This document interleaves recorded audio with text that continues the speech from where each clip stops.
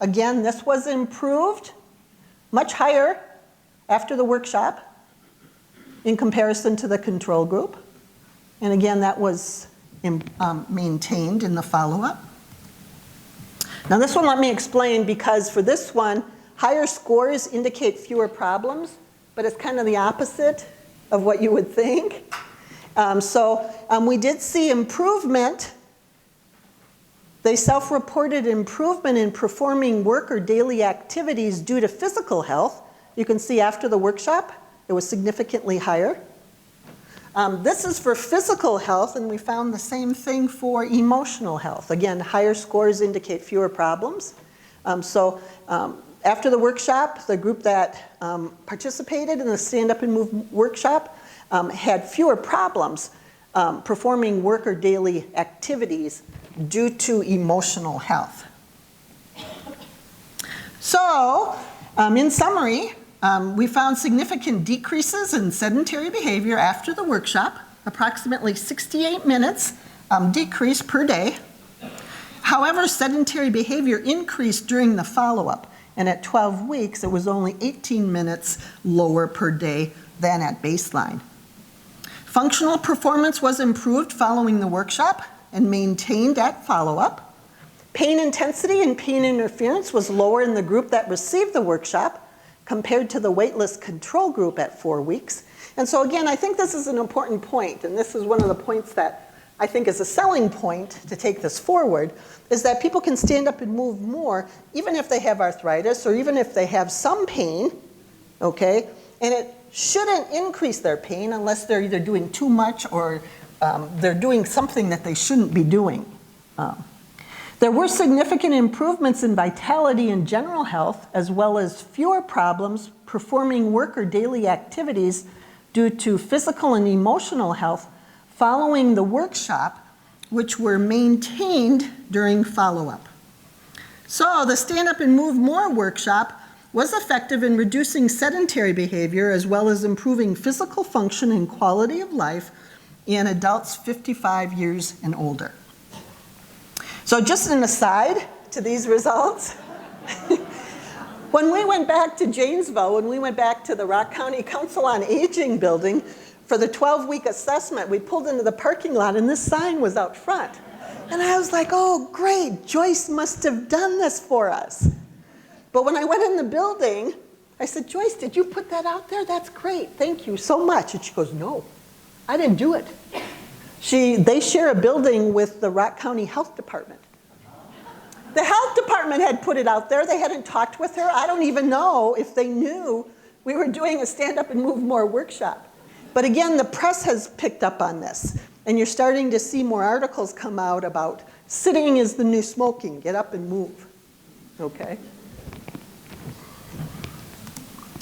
Also, I just want to share with you the progression of our research. Today what I did is I presented results from our pilot studies in the randomized controlled trial that was funded by NIH. We are now focused on that 12-week piece. And are there strategies that we can implement to maintain this reduction in sedentary behavior over time? And so we have funding from the University of Wisconsin-Madison Contemporary Social Problems Initiative to compare two strategies to see if we can increase maintenance, I guess you could say. And then ultimately what we want to do is we would like to disseminate and implement this program widely. So we've began discussions with the Wisconsin Institute for Healthy Aging to find out what would be the best way to do that, how to go about that. We've also held some workshops in Madison. We conducted a couple of workshops at the UW South Madison Partnership Office on Park Street for African American elders. And then this summer, and I've seen a couple of the participants who participated this summer in our workshop at the Madison Senior Center. So I want to do a shout out to you guys. Thanks so much for helping. And we're looking at whether or not this workshop, Standing Up and Moving More, has any effect on muscle function and strength, which is related to sarcopenia as we age. The incidence of sarcopenia goes up. Which is, yay, which is a loss in muscle strength and function as we age. So we're seeing improvements in function. So what's the cause of that? I mean, what's going on there? Are we seeing changes in muscle function and strength? So we conducted a pilot study this summer at the Madison Senior Center. And what I'd ultimately like to do is potentially get this workshop into assisted living facilities where we may see even more of an impact on sarcopenia or muscle function. So I need to acknowledge my partners. This has been a wonderful partnership with multiple people. From Karn, Jill Rankin and Shannon Myers have worked closely with us. From the ADRC of Southwest Wisconsin and Iowa County, Brittany Mainwaring and Valerie Hiltbrandt. Rock County Council on Aging, Joyce Lubin and Lisa Lucas. The Vilas County Commission on Aging, Amy Ryan and Sue Richmond. And then my funding sources, as well as my grad students who have helped me with this research. So, in summary, take-home message, stand up and move more. Thank you.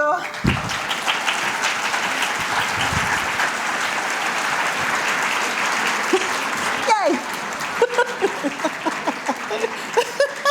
Yay. All right, and we're going to do some Tai Chi after this as well. Oh, okay. Does anybody have any questions? Yes. What do you measure vigorous and moderate activity at? What are the criteria? Well, just to give you an example, walking would be moderate intensity activity. Running would be vigorous.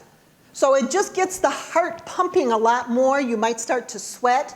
You might start to breathe heavily. So that's the difference between the two. It could be a percentage of maximum heart rate. Yes, that could be a way to determine vigorous and moderate. Using perceived exertion, if you're familiar with that, would be another way to measure intensity. So yes, there are different ways. I think most people are familiar with the heart rate method, but that would be a way to measure. Yes.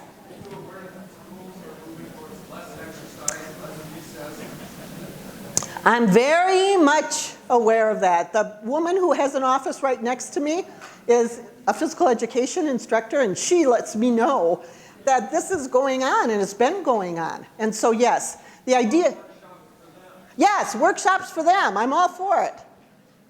Yes? One is, why didn't you go out longer than 12 weeks? We're doing that in the next study.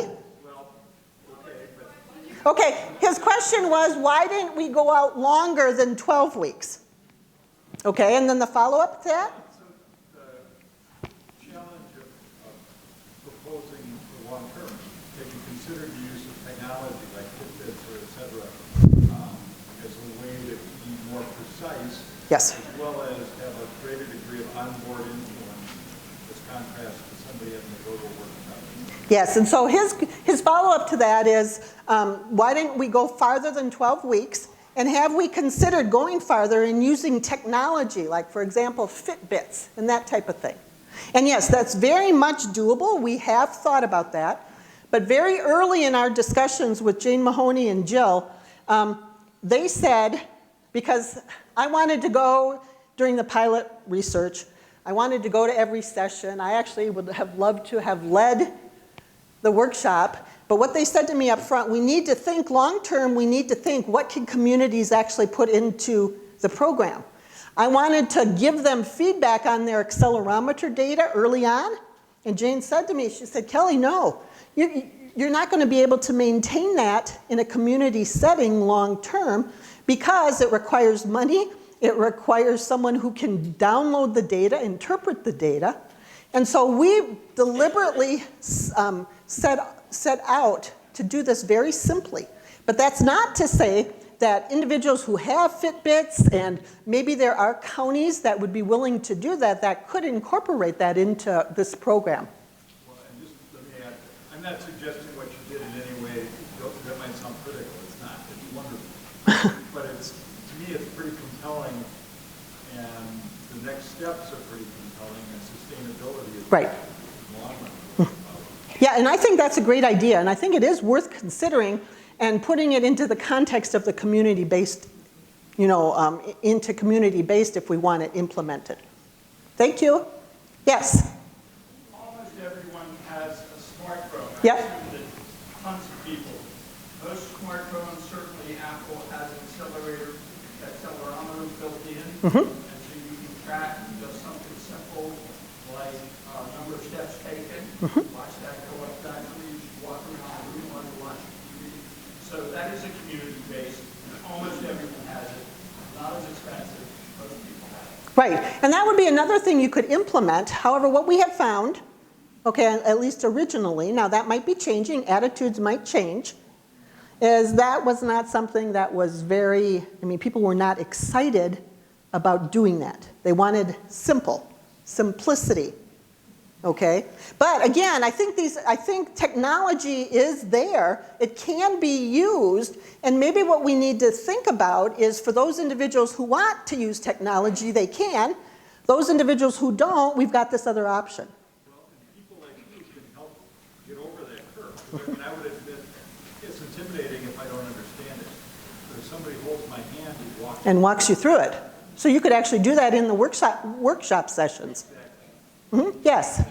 Oh, actually, I should go over here. I haven't been over here. Did you have any 80 to 90-year-olds? Yes, we did.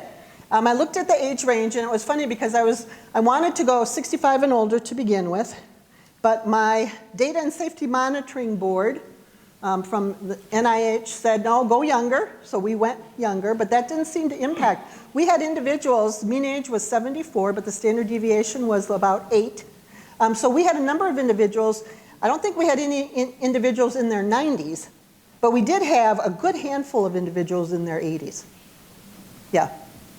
One more, Carol? Yeah. Okay. I wanted to clarify one thing that you said that the 4 weeks, is it people reading in a book or then the 10 weeks there's no book is reading, they don't do anything? During the 4 weeks, they come together once a week for about an hour-and-a-half session. They're group sessions, okay? And then after that, no, they go off on their own. But we're going to look at potentially a buddy system and social support in this next, yes. Yes, we're going to look at that. Okay? Yeah, go ahead, take one more. All the way in the back. She's had her hand up forever. I'm wondering how you would define sedentary. I'm wondering if you take chair exercise. Yes. Or someone who watches television sitting that's lifting. Yes. This is energy expenditure, so that would not be necessarily counted as sedentary. Yes, just sitting and doing nothing. See, the muscles are not contracting when you're sitting, and we actually think it's the contraction of the muscles that causes some of these benefits. So chair exercises are great. Okay? Okay. Well, thank you. I'll be around if you have questions, okay?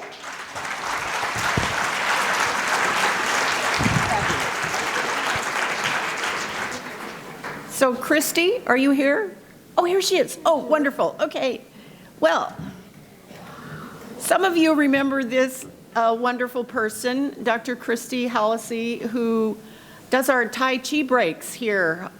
So we're following Kelly's message, stand up and move.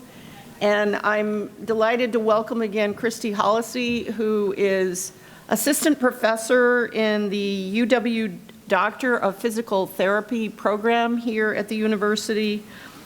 She's involved in an array of physical therapy tools, certainly Tai Chi being among them. This work has been brought into the UW Health Interprofessional Pain Clinic. She's a certified Tai Chi instructor, and we love having her here. So, Christy, go for it. Thank you.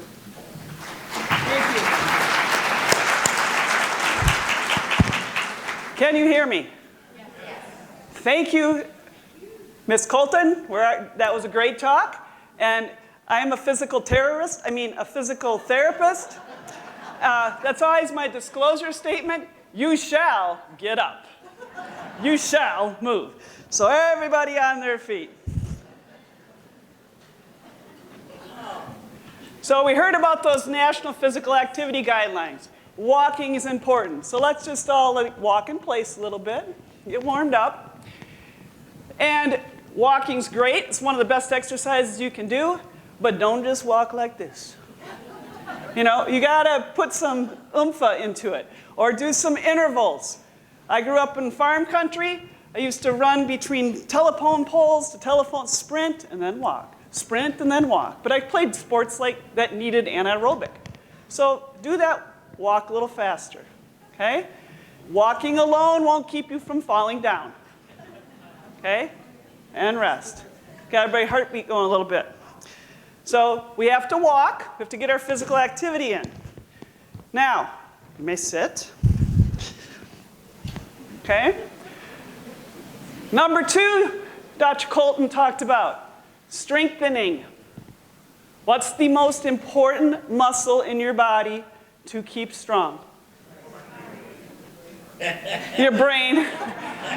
Brain's not quite a muscle. I'm a physical therapist, so we'll keep it in the muscular world. Your heart's important. Got also love with your heart, too. But I'm talking about your quadriceps. Your legs carry you everywhere. They lower you down. They stand you back up again. They lower you down. Please join me. You stand up. You sit down. You stand up. You sit down. We'll stand up one more time. Okay? Now, stay up. So this is one of my favorite things that I tell my patients. I don't have time to exercise, Christy. That's an excuse right there. So what I want you to do, like the little things that Dr. Colton was talking about, stand, put your spice rack over here. Here's one you can do to strengthen your legs. Because walking speed is the #1 thing that's going to keep you out of a nursing home. It's the #1 thing that's going to help you get home if you're hospitalized. Leg strength, baby. That's where it's at. Leg strength and walking speed. They go hand in hand, and you need some balance. And I'll get to that Tai Chi in a minute. But what I want you to do when you're at home, I want you to stand up, sit down, and stand up again. If you started that today, you will double your squats in one day. And then a couple days from now, you're like, dang, that hurts. Oh, but if it's your muscles that hurt, that's okay. That stops that sarcopenia. Okay? Gotta push them. Gotta huff and puff a little bit, people, or it ain't working. I'm a physical terrorist. Just once, up and down. Yep. And the time you have permission not to do it is if you're getting up to go to the bathroom. Okay? Because, I don't want you to be late for that. But if your daughter's waiting for you to come to the door because the doorbell rang, she won't know if you stand up, sit down, and stand up again. She'll just know it took you 2 seconds longer. Okay? And she won't worry about you because you'll be getting stronger. All right. So that's my aerobic exercise and strength training. Now, the third thing that Dr. Colton talked about, that multi-component exercise, that balance. Finally the Tai Chi girl comes. Okay? Now, I'm going to turn this sideways to me, and I can show you can do things with optional side support. Okay? You can also have it in front of you, which is what you guys all have. But if I do this, then nobody's going to get to see my feet, especially these fine people right in the front row. Okay, so I'm going to leave it off to the side. But I want you to use your chair for balance if you need to. Because it is no good to do balance and go like this and say, because now you're going to hurt your back, you're going to twist your knee. That's no good. Or if I have everybody stand on one leg and all I hear is like, am I doing it right? No, you're not doing it right. This is relaxed balancing, mentally focused balancing. All right, so let's have you stand shoulder width apart. We're going to get you into the Tai Chi stance.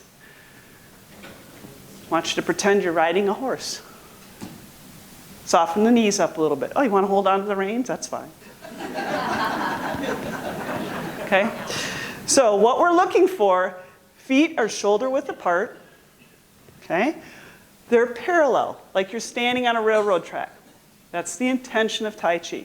Now, if you have a little bit of hip pain, you want to toe out a bit, that's okay. But in general, your toes should be facing straight ahead. Okay, now we have to find our feet. So soften your knees just a little bit. I want you to stand as tall as you can, like you're getting suspended from above, but don't lock your knees. Soften them just a bit. Your muscles aren't even working yet. Your bones are holding you up. Okay? Now we're all going to lean to the right and back to the left. Yes, I'm going opposite of you. That's a mental game. Okay? So to the left, to the right. Now, think about pouring your weight into that foot. Stay there. Come back to the other side. Wake up your feet side to side. Okay? Now, back to the middle. We're going to wake up our feet forward and backward. So we're going to lean forward and lean backward. A little bit harder, unless you're a clown. I'm convinced that's why kids are afraid of clowns, because they know that this is not normal when they lean at you. Okay? But the idea here is I want you to feel your entire sole of your foot. In Tai Chi, we call the foot the root, right? It anchors you to the ground. Okay, now let's try this. Everybody go in a clockwise circle. So my friend calls this the four-wheel drive exercise. Going all around the foot. Wake up your foot. Okay, now go the other way. Okay? You've got to find your balance points. Healthy feet help balance. Okay, that's one of the questions that would be in a survey from the National Falls Prevention groups. Okay, now settle in the middle. Your weight is 50-50 right, left, 50-50 fore, aft, and we've laughed a little bit, make you feel good. Exercise can be fun. Okay? All right, now we're going to activate your hands. We're going to bring them down here in front of you. We're going to all meditate. So all that activity I just did was to get you into the horse stance, which we call centering in the horse stance. Being mindfully present of now I'm going to exercise. Okay? So what I want to do is get you doing a little mini squat. So hands on your hips. You're going to drop down, little mini squat, and back up. Now stay tall. It's not this big old athletic squat where you go, that's not what I'm after. It's just a little tiny mini squat. Your knees should still be happy. If you have a little bit of arthritis, make that squat smaller. As you get stronger, it can get better. Squat upright. Now, if I could take my badge off, I would show you this, but my mic's on it. But when you squat, you could do this yourself with your badge, but if you just squat right now and look down, your knee should just be over your toes. It shouldn't be way in front. So I shouldn't squat like this. Okay? This is a little tiny squat. Keep it safe. As you get stronger, you can squat lower. Okay? So now, let's come down in the squat, and without hitting your neighbors, let your arms float up, and come back down. Now we're doing some Tai Chi. Okay? This is called crane takes flight. And down. A nice inhale, exhale. Inhale, nourish your body. Exhale, cleanse. Think about all your oxygen. Inhale, exhale. If you're sitting down, you absolutely could be doing this with your arms. A little bit of movement, fight that sedentary activity. Okay, now we're going to come down, we're going to stay in that mini squat. Hello, quads. We love you because you take care of us. All right, staying in your squat, lean over to the side, and then back the other way. Stay down this time. What I'm going to do is work to get all of you to stand on one foot. Don't panic. You can have what I call optional side support or in the front. Okay? So now we're going to go over here into your right leg. Now just lift your heel up on that other leg. It's like a kickstand. You are 99.9999% into your right leg with your kickstand down. Okay? You stay there for a while. Your thigh will get stronger. Sink your heel back down. Float back over to this left foot now. Lift your other heel up. Feel your balance. Are you still vertical? No leaning. Go to the other side. Hold that chair in front of you if you need it, and let that foot float off the ground. And then I can say, look, Mom, no hands. Put it back down, come back. Okay, over here onto the left side. Find it, sink into it, feel the ground, and let that foot float up. Put it back down. So now we're going to do this for a few times. This is called bare roots on one leg. Okay. Now, if you were in Wisconsin and you wanted to go walk on the ice, you would say, is that safe? I don't know. Put my toe down, check it. Can you do that? Can you challenge your balance? Set your foot down, lift it back up again, set it down, lift it back up, set it down. Oh, it's kind of like sit, stand up, sit down, fight, fight, fight. Lean to the right, lean to the left, stand up, sit down. So you can turn it into something fun, okay? So that's bare roots on one leg. So you got the horse stance to get you grounded. You can do some flying, and you can do bare roots on one leg. Okay, now I got to teach you a functional one. Okay? So everybody take a step forward with their right foot. It's like we're getting in a fight. But not really, because we're pacifists. Okay? But I want you all to lean forward in that front leg and back. Oh, we do this all the time in Wisconsin. It's called shoveling. It's called raking our leaves. It's called leaning forward to pick up our grandkids. Okay? So this 70-30 stance is a normal human function. Oh, push the grocery cart, push open a heavy door, pull the lawnmower. So this little easy exercise you can do, then slow it down, sit in that back leg. Hello, thigh. How you doing? Getting stronger? We'll give you a break.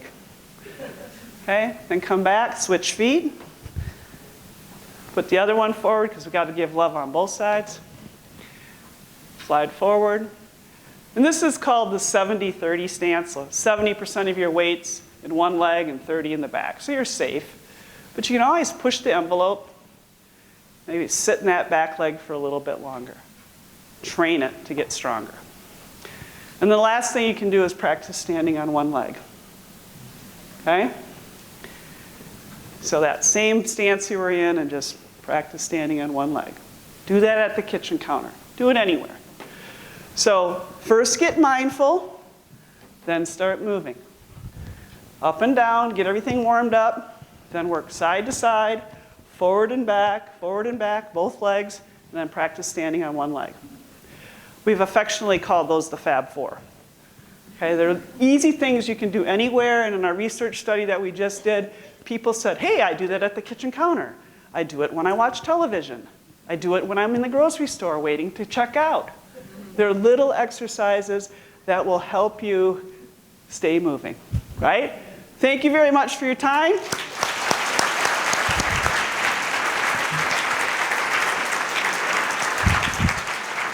And now some other delightful speaker is going to come up and take the stage, I believe.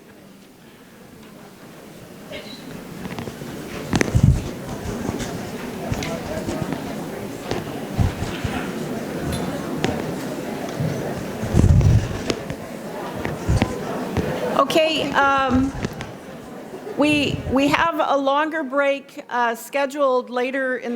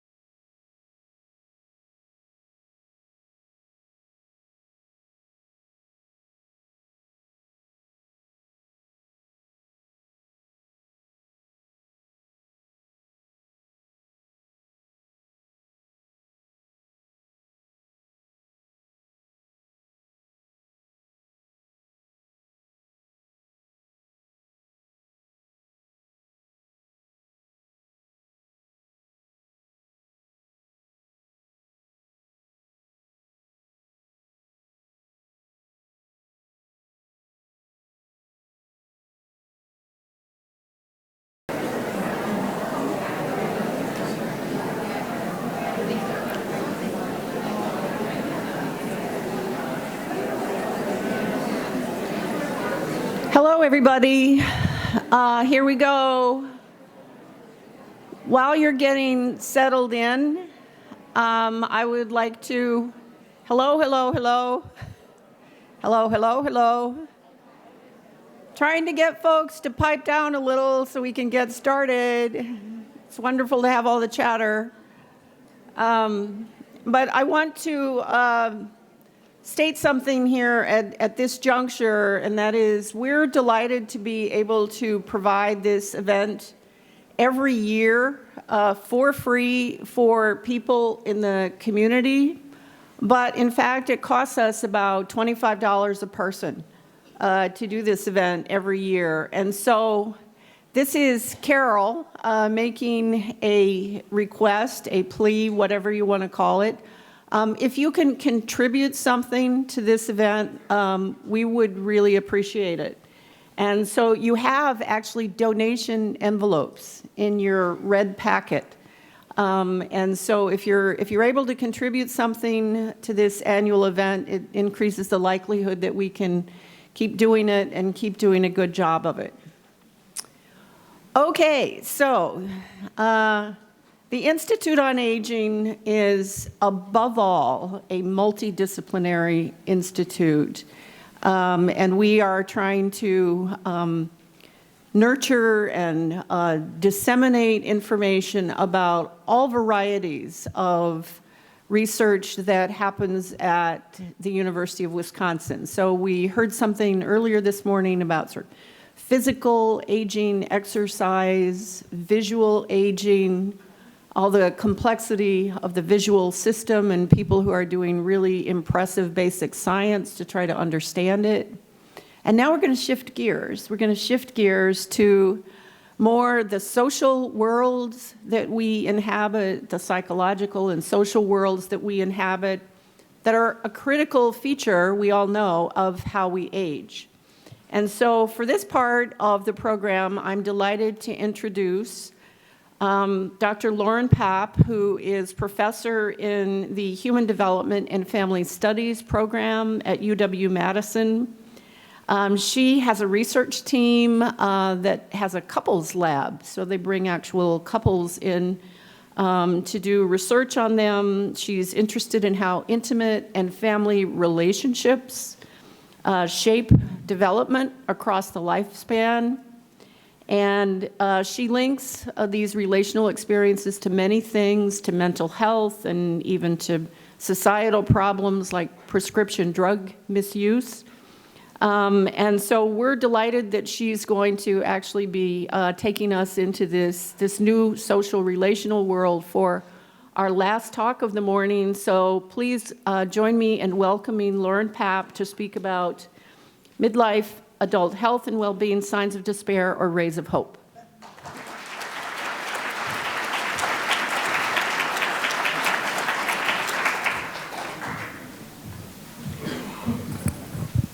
Thank you. Thank you so much, Carol. I want to thank you for the invitation. It's very exciting to be at this engaging event, and also to extend my appreciation to your staff for all of the support during the planning. So my goals today are to start by defining midlife, talk about this important point in the lifespan, go into some research that maybe presents some distressing or signs of despair processes that are happening in this point of the lifespan, and also focus on some positive aspects. We'll be looking at close and intimate relationships. I'll present some work that links health in midlife to romantic relationships in particular. I'll conclude by talking about implications with some take-home messages, and then we should have a little time for discussion. When I define midlife, I look to the organizations such as the American Medical Association and the CDC that consider the ages of 50 to 64 to generally represent midlife. You'll see that some of the studies that I present use a wider or somewhat narrower age range, but we're looking at this middle adult period. I think more importantly, the qualitative differences that occur during midlife are familiar to all of us. We see tremendous health variability emerge as people enter the late 40s, early 50s. 70% of individuals enter their 50s with at least one chronic health condition.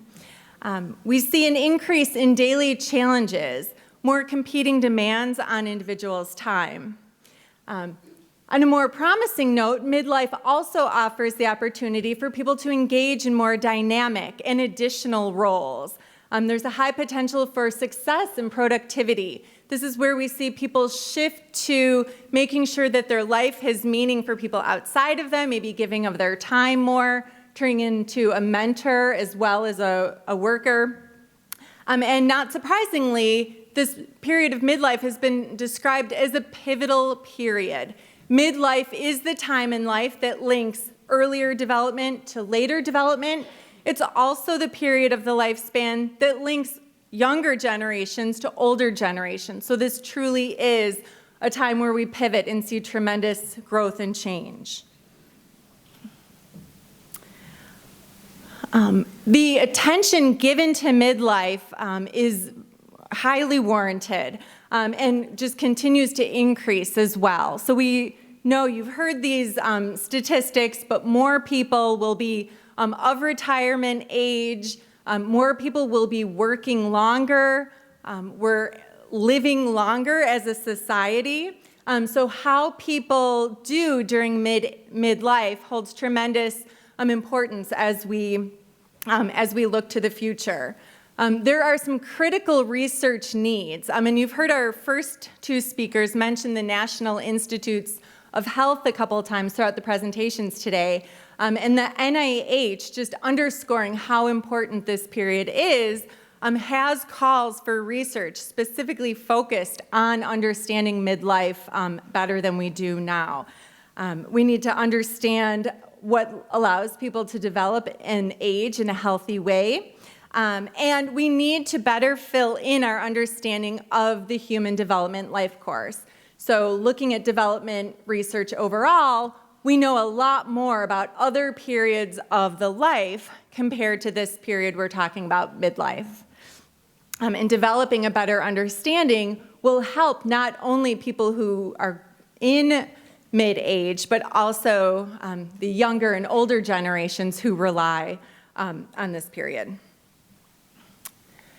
If you have heard research lately that focuses on mid-age, it might stem from one of the studies that I'll be focusing on today. And I'm talking about a deaths of despair study. And this is actually referring to a couple of papers that were written by two economists at Princeton, Ann Case and Angus Deaton, who used statistics, the all-cause mortality statistics from the CDC, and looking over about a 15-year period, and identified, very importantly, that death rates for white, non-Hispanic adults at midlife, in this period we're talking about, were rising, not falling as they had in the past.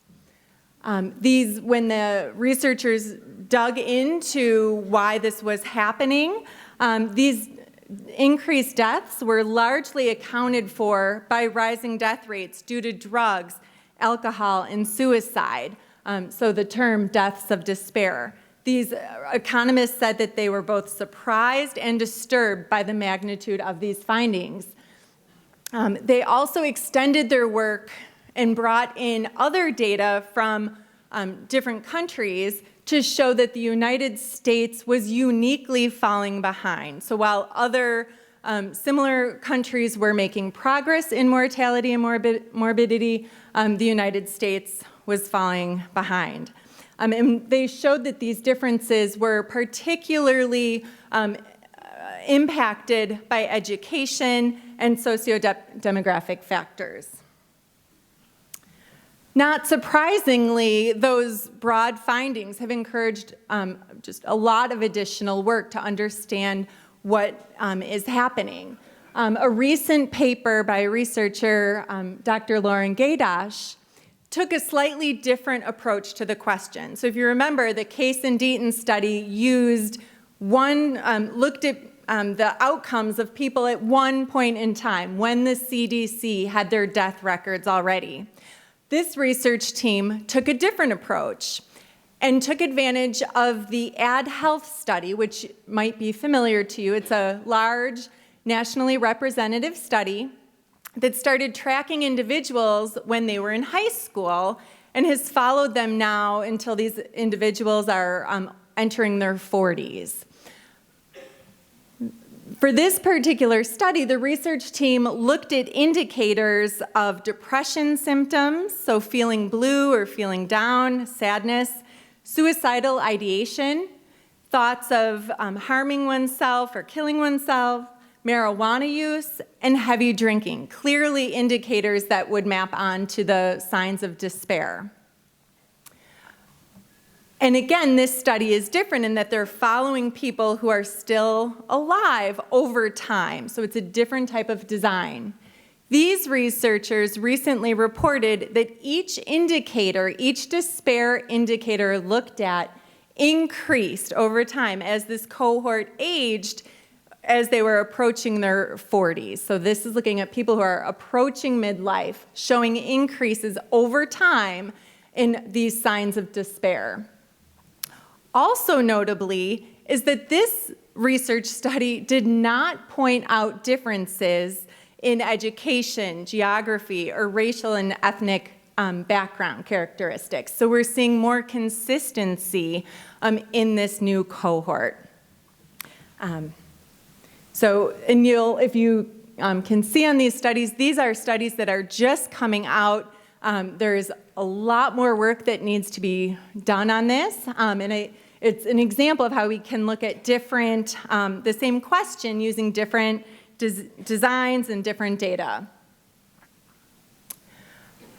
Case and Deaton were economists. They described their findings a lot in terms of economic opportunity, the labor market, social structures like marriage not being as common.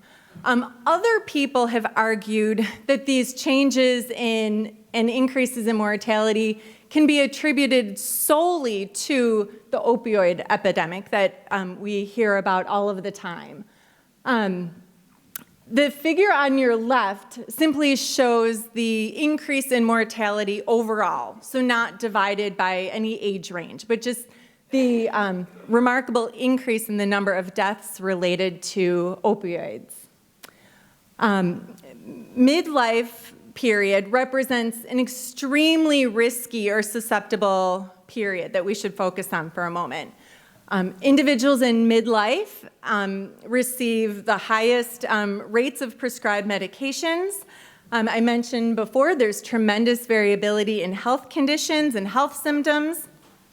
And as we age, we're more susceptible to adverse effects of medications or interactions among medications or medications interacting with other things like alcohol, for example.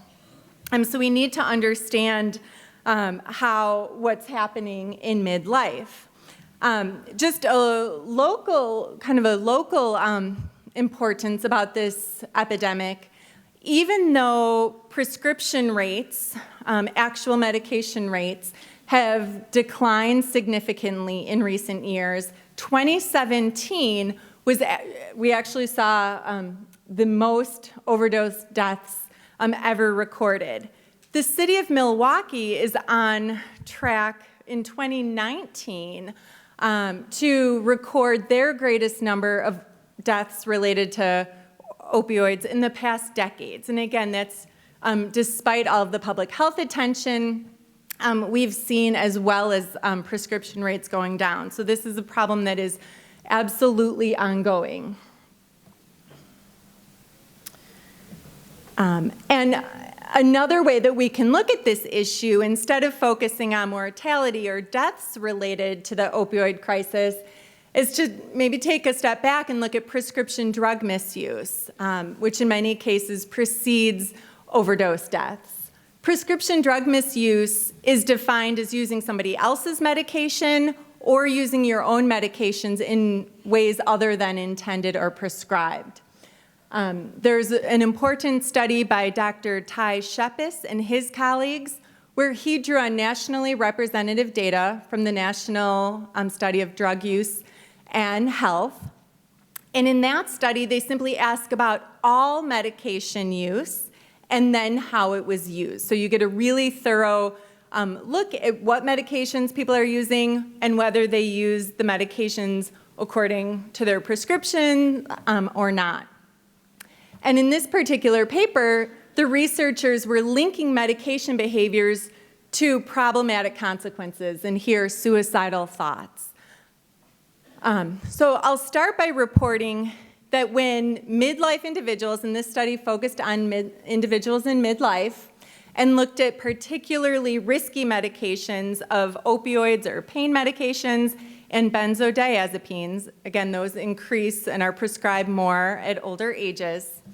And the researchers found, when looking at suicidal thoughts, that appropriate use of those medications among individuals in this period was not related to suicidal thoughts. So people who used those medications in ways consistent with how they were prescribed for them did not have an association with suicidal thoughts. What this figure shows is that when individuals reported past year opioid misuse or benzodiazepine misuse, they experienced higher rates of suicidal thoughts in the past year. And when individuals misused both of the medications in the past year, 25% of those individuals in midlife reported experiencing suicidal thoughts in the same period. So it shows the importance of looking at the behaviors that may lead up to the overdose deaths that we see. I want to acknowledge that this process is very complex, and I'm just kind of touching the surface here because I don't think we can talk about these general trends without acknowledging this ongoing crisis. One of the most compelling papers that I've seen on this issue was published in Science last year, and looked at a lot of complicated data gathered in the United States over time, and actually shows that the opioid epidemic is simply part of an exponential curve that has been going on for generations and is forecasted to continue unless major changes are made in public policy and the way we research and treat these behaviors. Okay, so perhaps another area of midlife that deserves attention is romantic relationships. And when we look at some broad-scale research, again, we see that romantic relationships are challenged in this period of the life as well. Between 1990 and 2010 in the United States, the overall divorce rate remained flat. However, middle-aged and older individuals showed significantly increasing divorce rates. This research was conducted by Susan Brown and colleagues at Bowling Green State University, and not surprisingly, they were very curious about these broad trends and used additional data to try to uncover what was going on here. And while they originally hypothesized that maybe family transitions or personal problems like chronic illness, maybe there were some characteristics in the family or related to the individuals that could predict divorce, they did not find those associations. Rather, they identified that it's the more traditional structures and factors like marital quality being lower, economic resources being lower, that were more predictive of midlife and older adults experiencing divorce. So far, midlife might not sound like a very promising time, but fortunately, there is a wealth of research, as Carol mentioned, looking at sociological and psychological factors that shows us that close relationships actually do quite well in this period. And perhaps because the least satisfying relationships have already dissolved, partners do report high relationship quality. When we look at different types of relationships, parent-child relationships, relationships with community members or peers, conflict tends to go down, and satisfaction and positivity tend to go up. There's work that shows that people get skilled at seeking out positivity. We learn how to kind of let go of some of the negativity and seek out better situations. And really interesting is research by Karen Fingerman and colleagues that shows that these improvements don't only come because individuals get better as they age, but you're likely to be interacting with people who are similarly aged. And so you're getting kind of a dyadic boost as well from being close with and socializing with similarly aged people who are also developing these skills and seeking out positive experiences as well.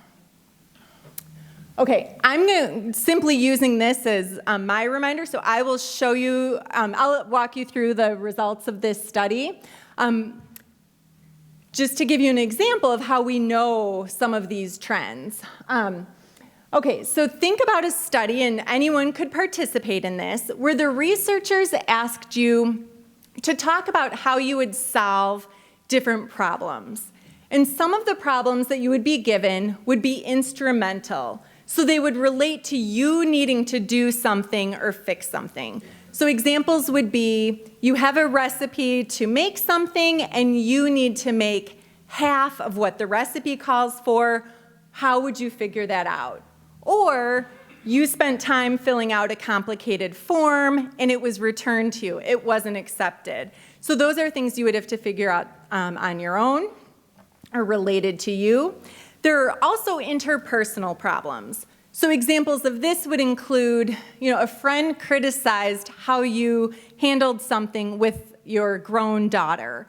How do you respond to that? Or you're competing for a promotion at work with a colleague who you really get along with. So think about how you might handle those different situations. And in a particular research study, they trained the research assistants to code the different answers that the respondents gave.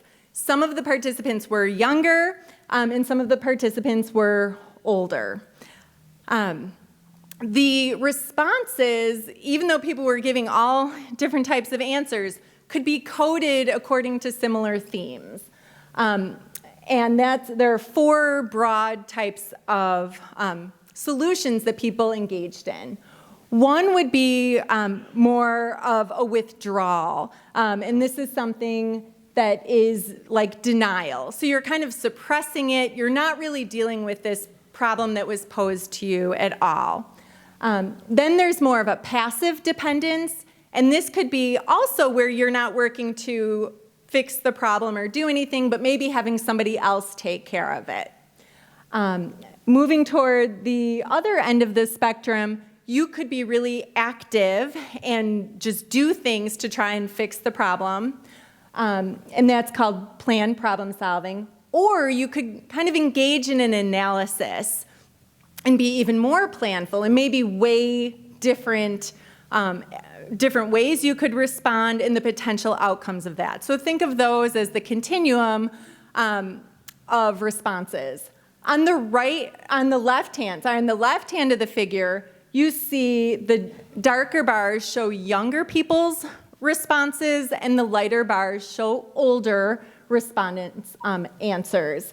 And you see in response to the instrumental problems that most people were using those planned activities. And there's, not tremendous variability. People were kind of going up and down. When you look at the interpersonal problems, though, this is where it's really interesting. So remember that the bars on the far right are those best responses, showing that the respondents are engaged with the problem and working through what's going to work out best. And there you see that older individuals are using more of those helpful and active responses when posed when faced with these questions, and doing a little better than the younger respondents, across all of the categories. And so think about this. This is showing that as people age, we're able to draw from our experiences, think about things in a very complex social and emotional way, and apply that to real-world settings. And these results are especially important because many tasks that you might administer to younger and older participants, the older participants might not look like they're doing as well, but they're actually, we're able to kind of capitalize on our experiences and use that in our favor as we age. Okay, here's another kind of landmark study that I'll take a moment to set up and then describe the results. This is called the heart failure study. So a team of researchers invited couples in which one member of the couple had congestive heart failure, so very serious long-term health problems that they were facing. About 200 couples came and met with the research team, and the researchers simply asked each couple, talk about an issue that you're working through or something that you're facing in your relationship for about 10 minutes. And they recorded these conversations.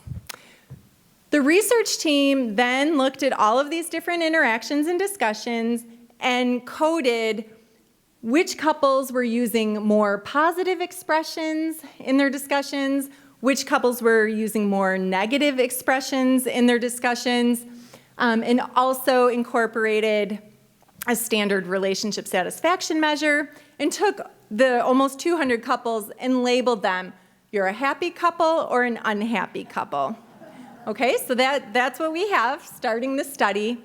For 4 years then, the research team simply watched the death notices as public records and identified when the patients in those relationships had passed away.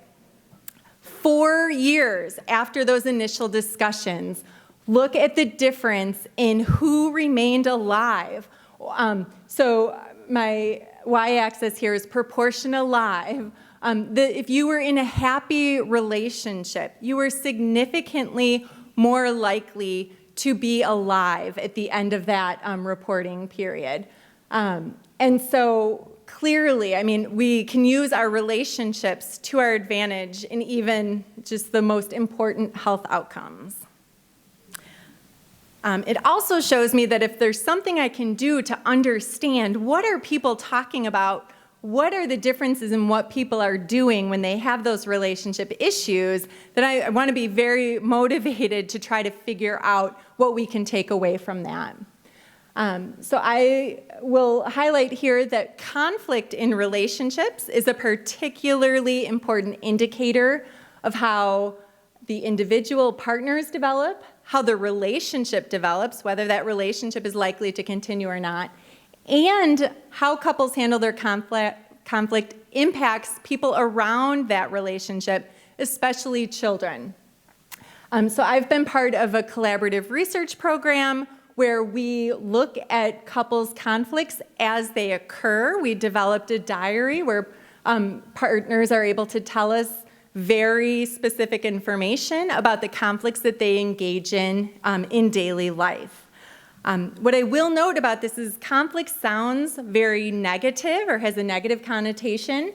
When we're describing the research task to our participants, we don't use the word conflict or fight because we want to hear about all the ways that couples work through their differences. So think of these discussions as it could be any time that you're working through a difference of opinion with your partner even. I had support from the graduate school here at UW-Madison to conduct this type of research on 55 couples from the community who had gone through the empty nest transition. So while our earlier work focused on couples living with younger children, this study looked at couples in midlife who were no longer living with children in the home after they had raised one or more children together. This study was also the first to implement a diary on an iPad, so we went from a paper and pencil version to an iPad. In this sample of couples who were relatively, happy and well-functioning, the most frequent sources of the disagreements that they had in daily life included communication, habits, and chores. And for comparison, when children were in the home, the most conflict were children, chores, and communication. So children leave, but the chores stayed, it looks like. We asked about all sorts of things. Who started the discussion? How long did it last? What strategies did you use during the discussion? And so we were able to see which conflicts lasted longer in couples' daily lives. And those that dealt with money, children, leisure, and personality were lasted longer. We also looked at these were all different sex couples. So we looked at what did the male partners say their partners brought up, and what did the female partners say that their partners brought up. And so males said that their female partners brought up issues related to habits and relatives. And females, interestingly, said that their partners were bringing up discussions about communication. You'll see that neither partner said that they were bringing anything up, even though they could have. The topics that were described as old are coming up multiple times, so this wasn't the first time we talked about it. That included money and habits, not surprisingly, and then new conflict discussions included leisure, so you can imagine what those looked like. I think people are very interested in talking about these topics. And they are interesting to know, what we talk about. I think what's really critical to understand is how do we handle the different topics that come up. So conflicts concerning communication and habits were handled in particularly angry ways. And that's probably how you think of conflict, just more negativity, just maybe some criticism. But that might be your more typical view of conflict. Conflicts about children were handled in a relatively depressive way. Depressive conflict is different. It involves more sadness, maybe withdrawal, but less positivity. And then conflicts about leisure and friends were handled in relatively constructive ways. So more positive affect, more problem solving, and as you can imagine, potentially more resolution as well.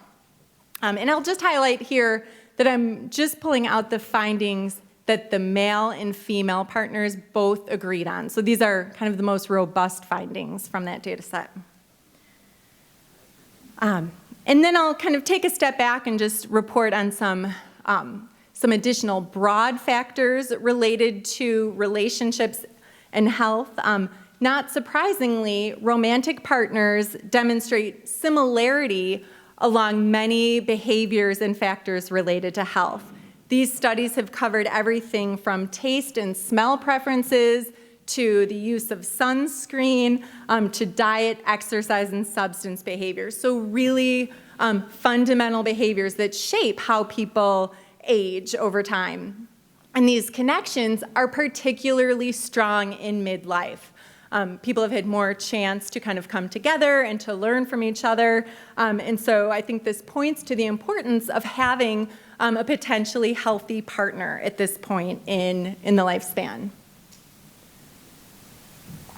Really fascinating is research that takes these associations a step further and finds that our romantic partners play a uniquely predictive role in determining how we behave. There are some studies that show that it's how your partner feels or what your partner believes that predict the other person's health outcomes even more so than their own preferences. And that's that's been shown several times in exercise adherence programs, for example. In midlife, we see evidence that it's your partner's chronic stress that predicts your increased waist circumference over a 4-year period, more so than the stress you report yourself at that earlier period. Another really important study looked at over a 10-year reporting period and showed that it was the partner's drinking levels at one point in time that were more predictive of the partner's outcomes, even controlling for that partner's original drinking levels. So we're kind of shaped and we develop alongside our partners in response to what our partner thinks and feels and how they behave, even in midlife. And so these are really important factors then for how people just continue the life course. I wanted to end with some takeaways, both in terms of relationships as well as just general health. So this is a slide that comes from a textbook I use to teach an intimate relationships class. When I went to this list that the authors, Tom Bradbury and Ben Carney, have compiled over the years, these apply to relationships at all stages of life. When I looked at them a little more closely, I think they also apply to many types of relationships, not only our romantic relationships. And the main, if you take these specific factors and summarize them, they really boil down to be a good person and be a good partner. And give your partner the benefit of the doubt as much as you can. Be as healthy as you can. And communicate as well as you can. And that's not to say don't have differences, but we know that there are ways to handle differences that are better for you and the relationship, and therefore make those issues less likely to come up. When I tried to summarize what research on healthy aging tells us, there are factors that we've already heard about some of them here, and the list won't surprise you.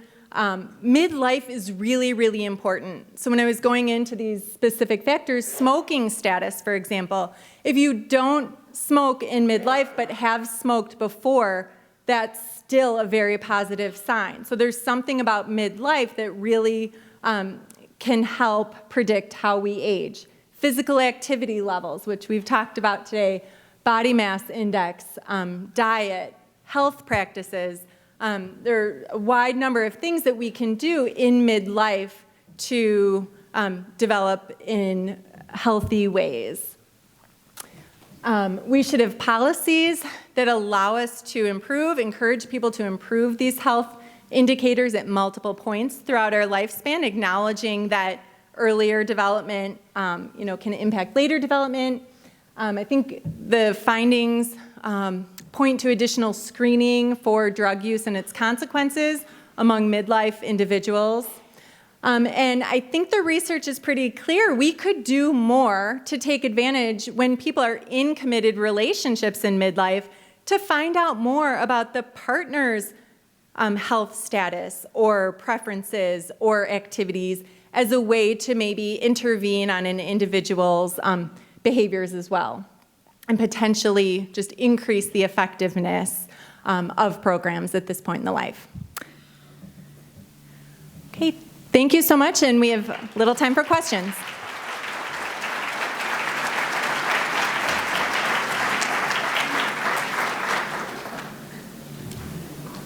How applicable would this study be beyond the max age of 64? I may be presumptuous. Yeah. No, absolutely. So I tried to pull out research that was focused on the midlife period. I think one of the things that stood out was this is a continuum, right? And we can take this information. Much of it is very applicable. I think it is heartening to see that there are more studies that are kind of filling in that gap. To focus on individuals in midlife. But I would say that, I could have found many of the same findings or similar findings with different populations. Yes? Yes, excellent question. So the question is the relationship research focused on different sex couples? And the answer is an overwhelmingly resounding yes. Our research has focused on different sex couples. The textbook that I mentioned, the Intimate Relationship textbook, just came out with the 3rd edition, entire chapter now devoted to sexuality, different sex relationships, and reflects that our field is changing as well.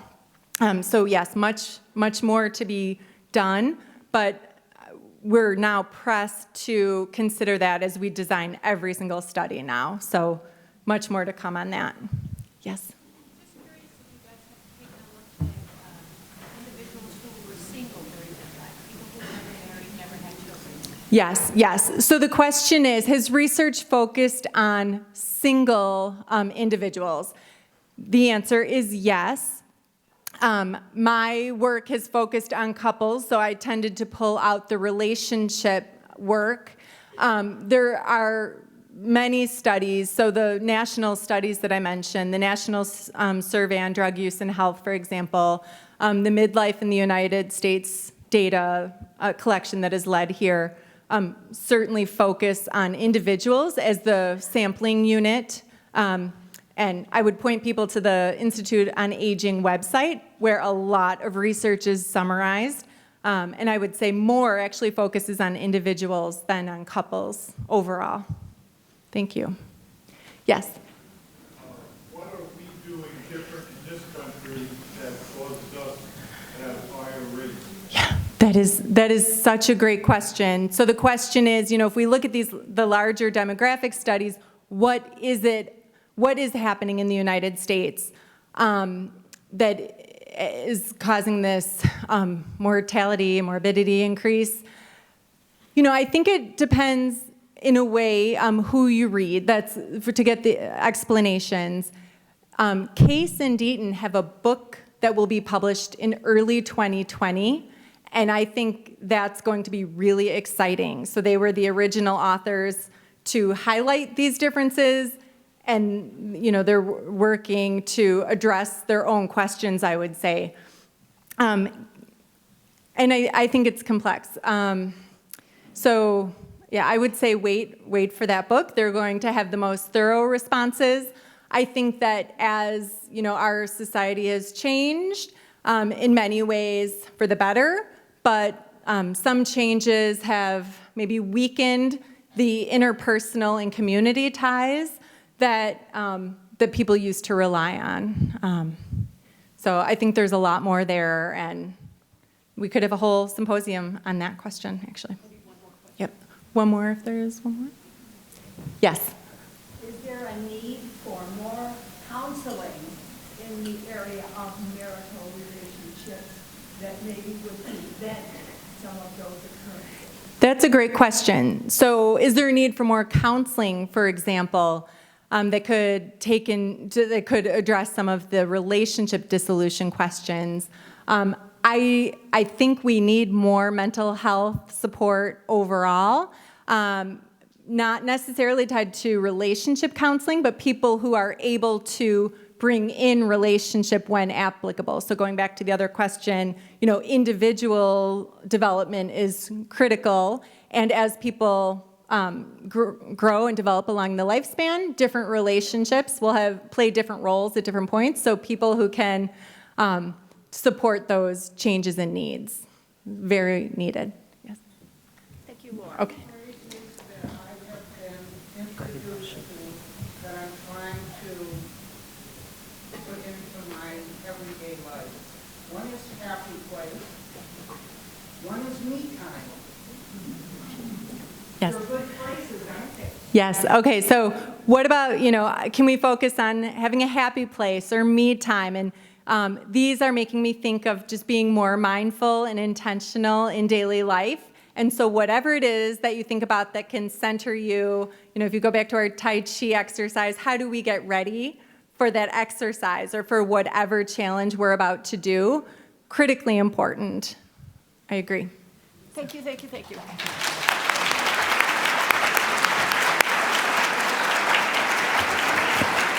I just wanted to follow up on the question about, maybe not many people in this room are middle-aged, depends on how you define middle-age. But here's what I want everybody to understand. We're not the Institute of Old. We are the Institute on Aging, and aging starts at birth, okay? And so we have a huge emphasis on what's going on in early adulthood and in midlife, because those things really are influential in how people go through the later decades. So that's just part of the reason why I'm delighted that Lauren came with a big emphasis on midlife. So now I am thrilled to introduce you to a wonderful new addition at the Institute on Aging. This is our new administrator, Allison Zenke. She's doing a fabulous job, and she's incredibly well organized. And so for that, I thought she's perfect for orchestrating how we do the box lunch drill. Thanks, Carol. Yeah, so the procedure for the box lunch pickup is that lunch will be passed out along the back of the room. Please turn over your name tag to show which type of lunch you reserved, just double check. And so there are 4 stations, one behind each section of chairs that have the same lunch options. So you'll be going to the box lunches that are behind your section of chairs. So please exit your aisle to the left and keep circling to the left to pick up your lunch, returning to your seats via the right side of your aisle. Thank you. If you reserved a meal with a special dietary need, please proceed to the back left corner of the room. And so once everyone is seated, we will be eating during the award presentations, which will happen up next. So if everyone wants to get up and go to the left, that would be awesome. Thanks, everyone.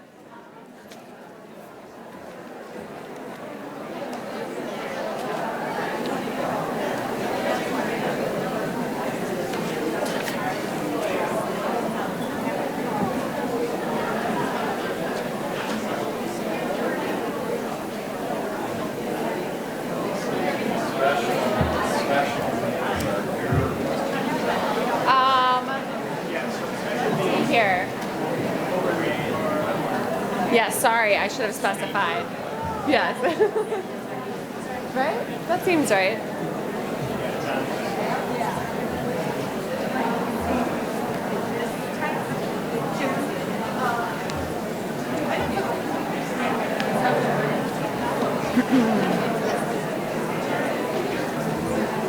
Pull that up, yeah.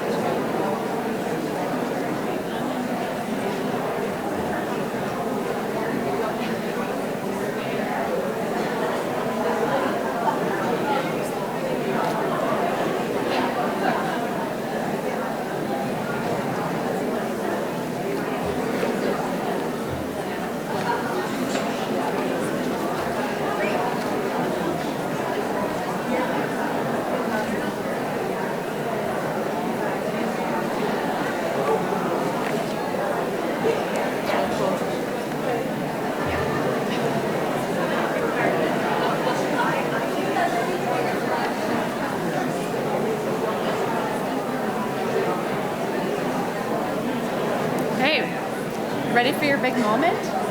Yes. I'm used to giving research presentations, so this is much harder. Just being, I think it should be good. Yeah. Here it's a bit of a tough crowd, but, And can I? Yeah, right. One moment. I just want to find out where the video slides are. It's this one. This one here. So let's pull this up.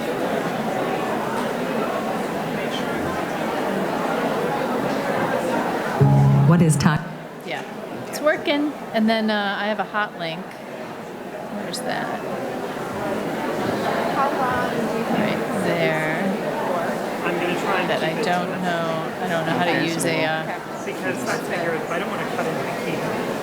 See, this is what happened is that that's great. And then to give back to the, they originally were only going to give one more, and then they decided to do two, which is why I said I might try, if enough people are sitting down, to start a minute or two early so that we don't cut into the key. That's totally fine. Yes. And I'm perfectly comfortable speaking over the people. You know, unpacking lunches, eating potato chips, and That's the last. That sounds great. just go out there.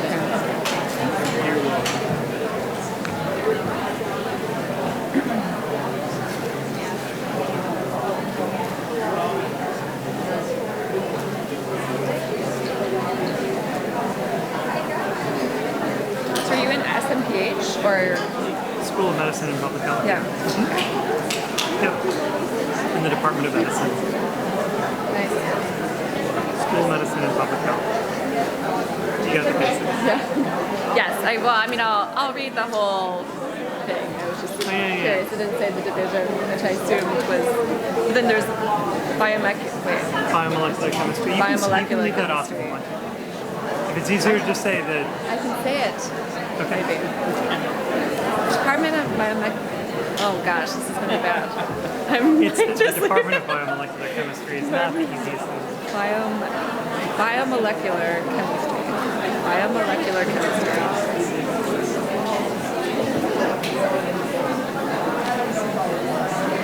Okay.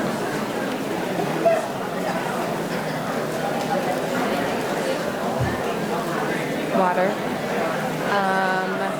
I think in those.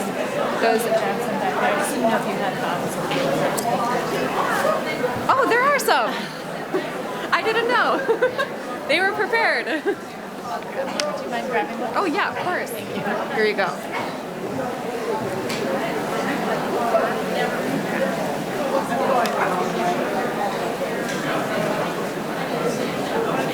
New person. Oh, hi. I'm Christy Harrelson. I'm physical therapy. I'm in the building. Oh. So the PT school is on the fourth and fifth floor. Yeah, awesome. So I just kind of wander down every once in a while and visit you guys. But Yeah. I haven't Well, been we're planning some cool remodel stuff, so hopefully in the next year it'll be even like a more exciting looking place to visit. So yeah, we're trying. If you have any interest in my like physical activities post, because I did a poster in here, and I printed it myself because it's smaller. Oh, because okay. I like to take it with me whenever I do community talks, and so I wanted. So now I have a Tai Chi one and a physical activities one. But if you guys wanted a copy of it to post it all downstairs. Okay, yeah, definitely let you know. Yeah, great, thank you. There's an abstract I sent to Angel, and so I said, it's not really a research project, but is it okay if I do this? And she's like, yeah. Yeah. So somebody on the team gave me the, because it wasn't research, it was basically what Dr. Colton presented, put in a poster. Got it. Oh, nice. That's awesome. Really nice to meet you. How long have you been here? Just since the end of March. I worked at a couple of universities on the West Coast for a while, but I'm from here, went to school here, so going back home. Yes, yeah. Excellent. Okay. Well, welcome. Thank you. Yeah, you'll see my mug around because I'm in the building. Oh, okay.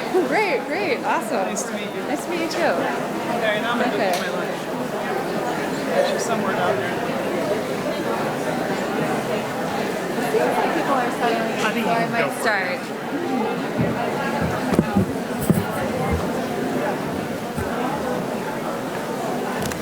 Hi, everyone. I hope you are enjoying your lunch.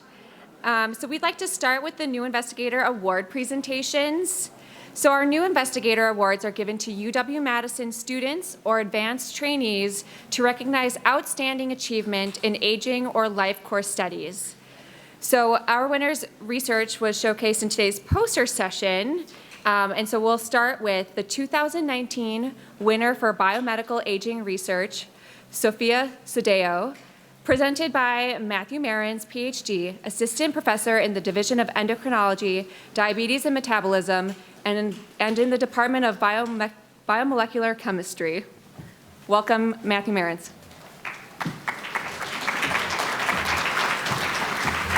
Thank you. Of the many things that get better with age, that was a very efficient following of instructions, which I have a 3- and a 5-year-old, and they would not have executed that as quickly as you did. So thank you.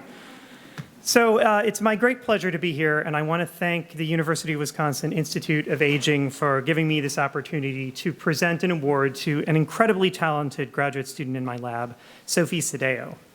So Sophie came to my lab just about 4 years ago, and when she showed up, she said, "I want to work on aging." And my lab studies diabetes, and many of you in this room will know that age is the largest risk factor for diabetes. And also notable, as Sophie and I work in the VA hospital, that actually, for veterans, diabetes is a particularly relevant problem as well. About 25% of veterans have diabetes. So diabetes is really defined by the failure of these cells in the pancreas that produce insulin. And I hope that some of you had the opportunity to see Sophie's research this morning. She presented a poster on this. She has been an incredible graduate student in the lab. Her research productivity is simply exemplary. She has published already, having not finished her graduate career, authored 6 papers in my laboratory alone, and 2 when she was at Michigan State, which is just incredible productivity for such a young woman. And I also want to say very quickly that she's also been an outstanding mentor, particularly to undergraduates. She shepherded a graduate student, Kara Mortensen, through her research and her 4 years at the University of Wisconsin. And Kara, based on her research with Sophie, went on to win a prestigious award on her own, the UW Sophomore Fellowship. And finally, she also recently completed a research project with a team of engineering students. And they met a need for a low-cost microscope in one of the biochemistry classes. And Sophie, together with these undergraduates who had no prior experience with microscopes, using them or building them, managed to construct one that is now in use in the classrooms. And it's a very low-cost device. And she'll be the co-first author on a publication that we're submitting on that. So it is with very great pleasure that I'd like to welcome Sophie to the stage. Please crunch your chips or give her a hand as you can.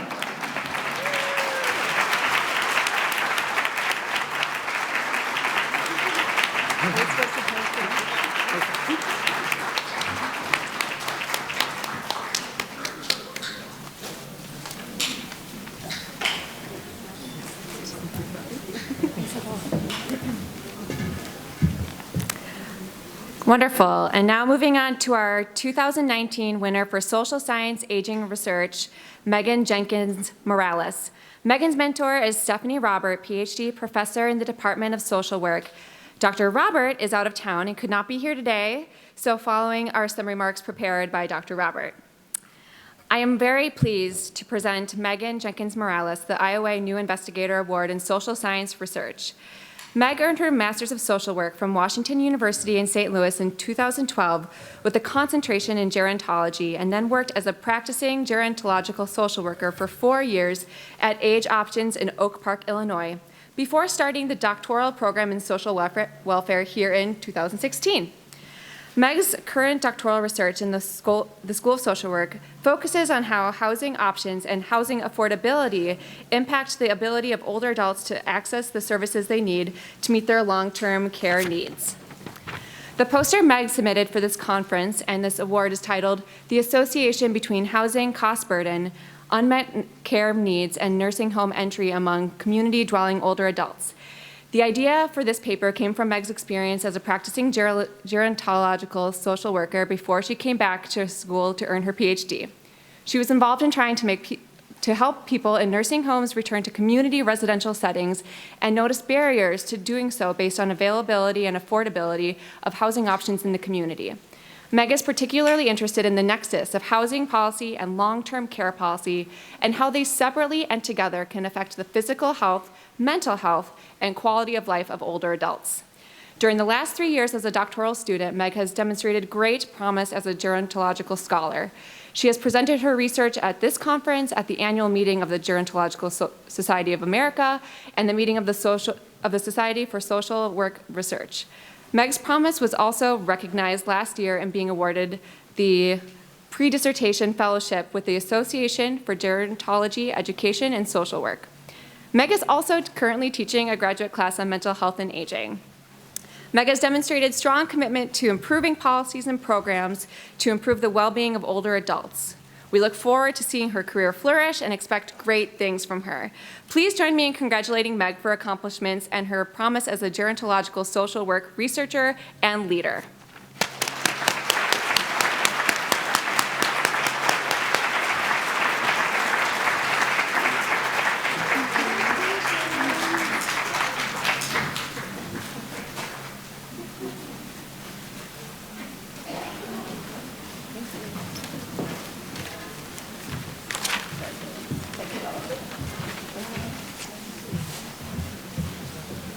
Okay, folks, so we're here for the keynote, and for those of you who are familiar with how this event runs every year, you know that we always bring in somebody outside of UW-Madison for our keynote address. And we're in for a big treat this year. She didn't actually come from a long distance. She came over from Milwaukee, but she's an incredibly unique and talented player in the field of aging who is at once an artist and a scholar. And that's a combination that is all too rare in the world we inhabit, those of us who are concerned about the challenges of aging. So Ann Basting is a professor of theater at UW-Milwaukee.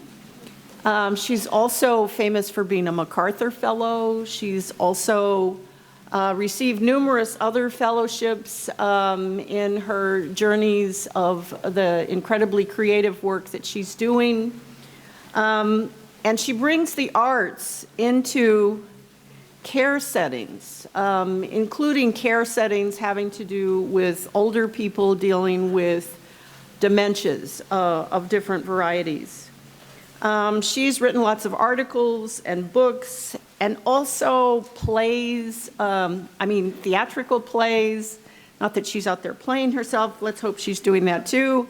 Public performances, she's really working across a wide range of areas that require incredibly unique talents and capacities. And I just want to emphasize that she currently coordinates the Arts and Social Entrepreneurship Certificate, which is a student artist in residence program at UW-Milwaukee. It's an experiential learning program for student artists who actually live in and foster community building in care settings. That's incredibly valuable and important work. So join me in welcoming Dr. Ann Bastings, who's going to tell you about her Time Slips program.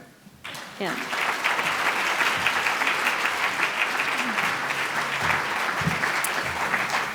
Thanks. Hi, everybody. It's always great to hear an introduction because really my whole career has just been, what do I love doing and what do I want to do next? And you know, you look back at it and have somebody else tell you all about it, it makes more sense. Seems to make more sense. So I'm thrilled to have driven over from Milwaukee. Some people think it's really, really far away to Milwaukee, but and I'm going to continue driving from here up north, where my parents live in Boulder Junction. Anybody know where Boulder? People know where that is.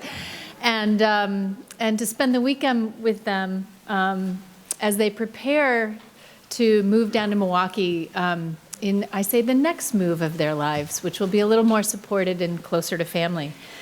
So today I'm going to share with you a little bit. I figured this was a perfect transition from the conversation about the growing despair in midlife, which is where I find myself, into the land of meaning making and joy and wonder, which has been the work that I've done for the last 25 years, 30 years. First thing I want you to do is, in between bites, turn to the person next to you, and we're just going to take a minute and ask them what fills you with awe and wonder.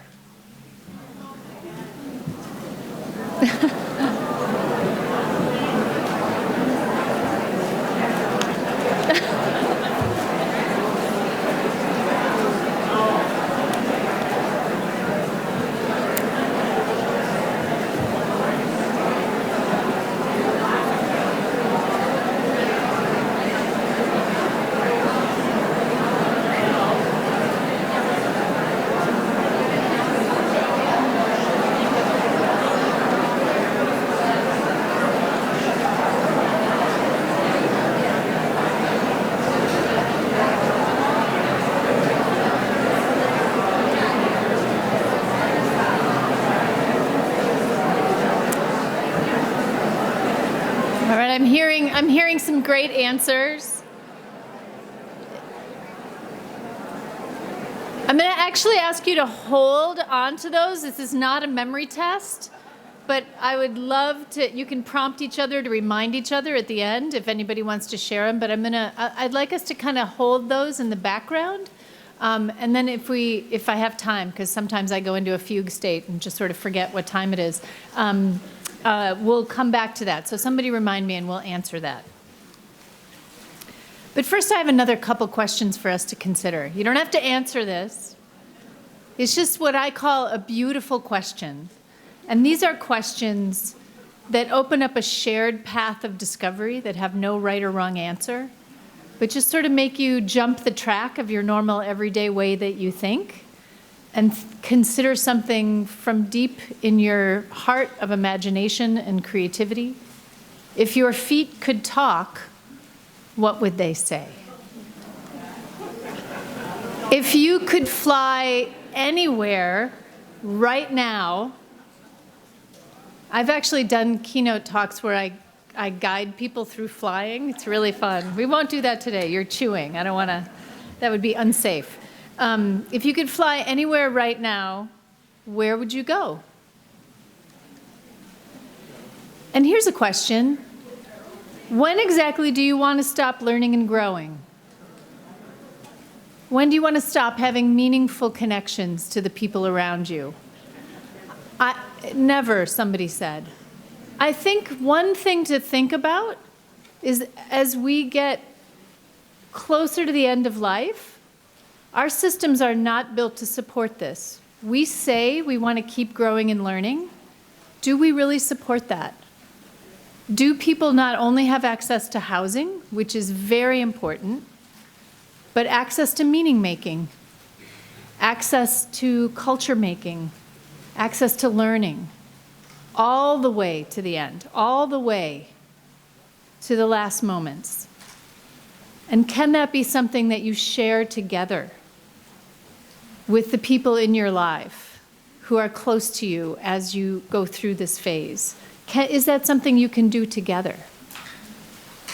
Again, just something for the back of your mind as we go through. A few slides that talk about probably all the information that's been covered from this morning. I only had a chance to hear the last speaker. But this is where we are.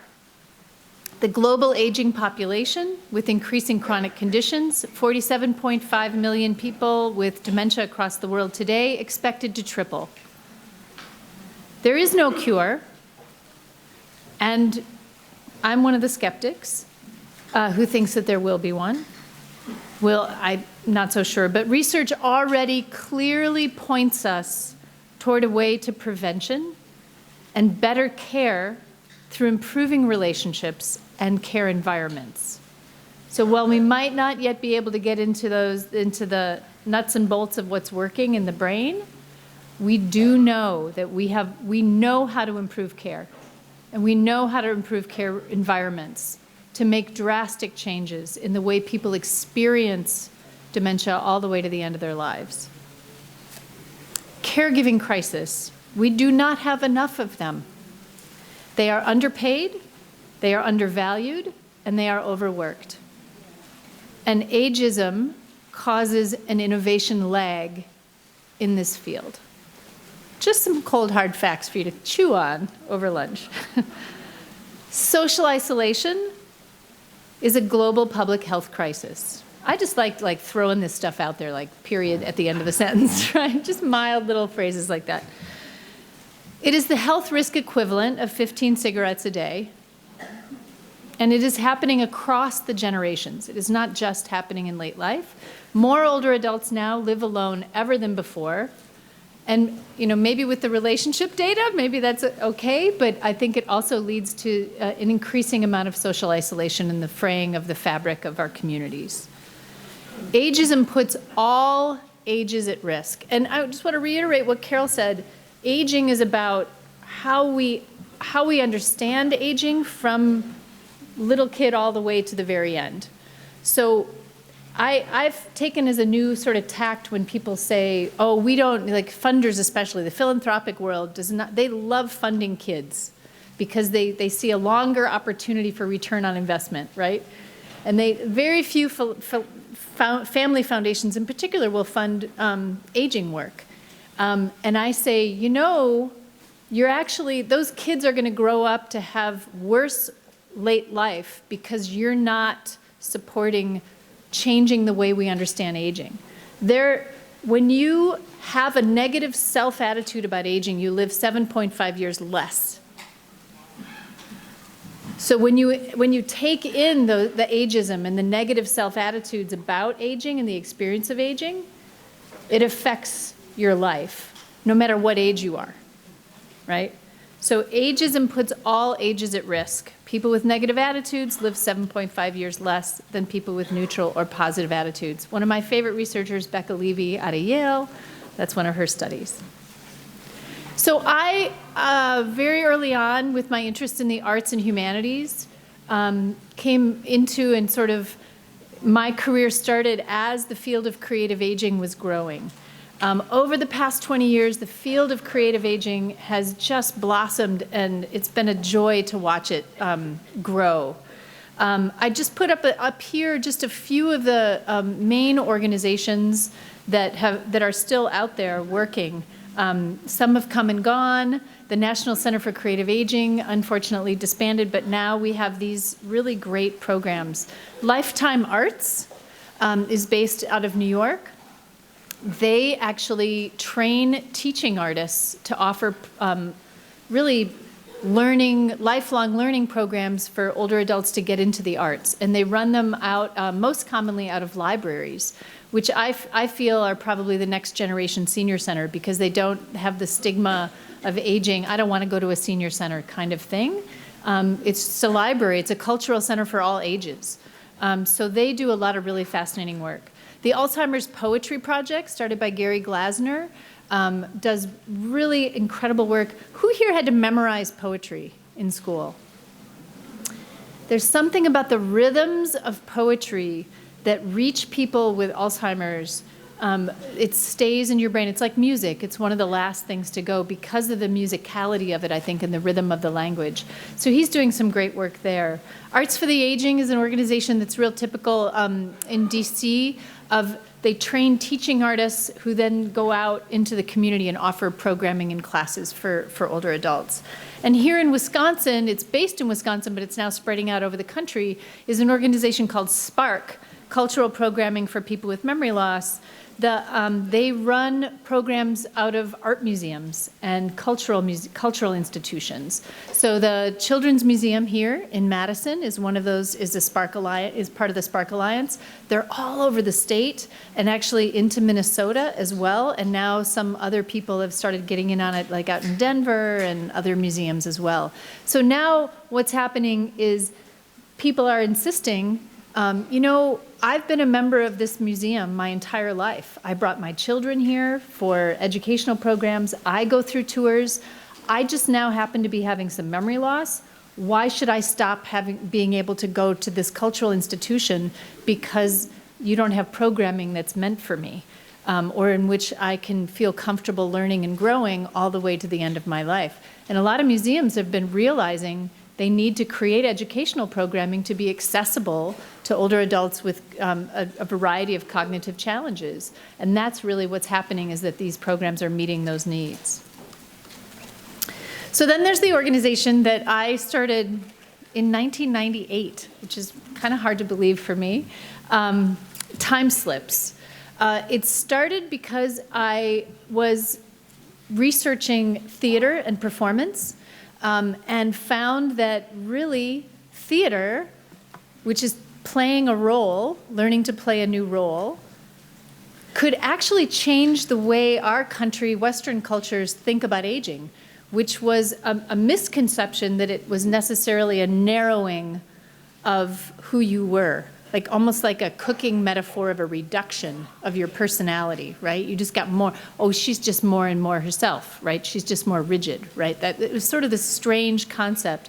When I was encountering a 92-year-old woman playing Juliet for the first time, this was not what you normally think of as the aging process. It was just a continued just growth model by taking on new roles. And so I wanted to see if that, I wrote a whole book about that, and then I wanted to see if that kind of approach could work with people with profound disabilities, people in a nursing home, a locked unit, people with Alzheimer's in a nursing home in Milwaukee. And I ended up volunteering there for about 6 weeks, trying a lot of different things that did not work, until one day I just tore a picture of, really it was the Marlboro Man, out of a magazine. And I said, you know what? We don't remember so well. Let's make something up. And I went right into improv, and we told the most delightful story about the Marlboro Man, whose name was Fred Astaire. He was married to Gina Autry, and it went on for 45 minutes. I said, where do they live? And they said Oklahoma. And then a woman who had not said a word for 6 weeks lifted up her head and started singing the entire song of Oklahoma. Oklahoma, where the wind goes sweeping down the plain. And it was awe-inspiring that people were right there, and yet they had turned themselves into themselves because no one could reach them or cared to anymore. And they could learn and grow and play and become friends and a network of people. And that experience launched me into the work that I do that I'll share with you today. Time Slips as a nonprofit brings meaning and joy to late life by pouring creativity into our care relationships and our care systems. Here is a little video, if I can make it work. What is Time Slips? We are a nonprofit inspiring a global movement to bring meaning and joy to late life through creative engagement. Let me show you what I mean. When the changes that come with aging meet the demands of our daily lives, it can be difficult to connect. Even if we want to connect, it can be hard to know how. When we do try to connect, our impulse is to draw on the past. But for people with memory loss, this approach can lead to shame and embarrassment, focusing on who the person was rather than accepting and valuing who they are now. Time Slips offers another approach, to shift from the expectation of memory to the freedom of imagination. In the emotional and symbolic language of the arts, there are no wrong answers. People we thought might be lost to us, we can reach with sound and movement, with words and images.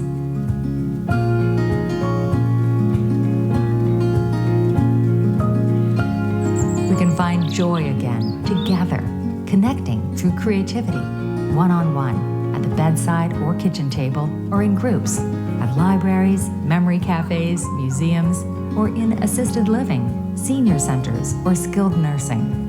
Time Slips is fueling a creative care revolution to change the way we think about late life and how we engage with elders, from a time of isolation and loss to a time of growth and meaningful connection. Connect through creativity with Time Slips. Learn more, timeslips.org.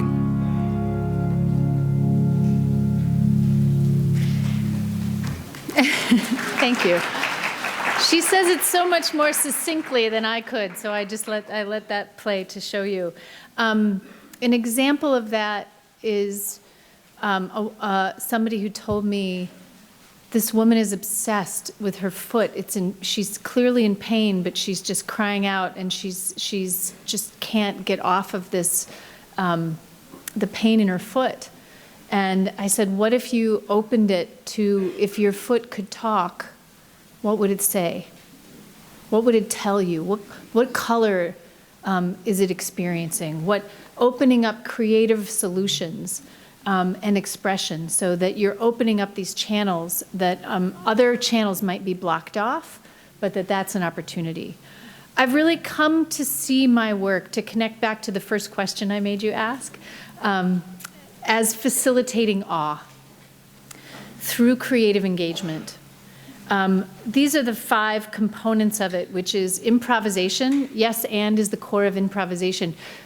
Improvisation means you observe things very intensely that are happening around you, and you add to them, you accept them, and then you add to them in a positive way. It's a real practice to live in that way. It's hard because no is actually the easiest thing to say. For some people, not for everyone. Some people have a hard time with no. But it's really accepting and adding to the moment. Asking beautiful questions, which I talked a little bit about. Offering proof of listening. Some people hear a lot about authentic listening or generous listening, or I talk about proof because you're actually taking steps to show the person they've been heard. So it makes you take steps rather than say, well, I think I'm practicing authentic listening. It's hard to know, but it puts you into a step. I'm going to repeat what you say. I'm going to write down what you say. I'm going to change my behavior. I'm going to eye contact, all those different elements that show proof of listening. Rigor and value means that you're showing commitment in some way. You're putting energy, you're putting your training, you're valuing what's coming out of your engagement in such a way that the person feels valued.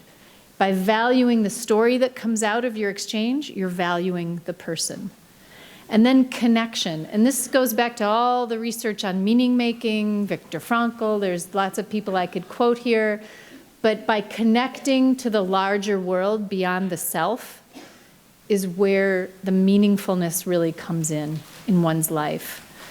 Too often, I think, I call them kind of story rater programs where they train young people to go, or kids in school, go talk to your grandma, get a story about when they were young. Like, what was the world like? That's sort of like story rating, or story mining and excavation.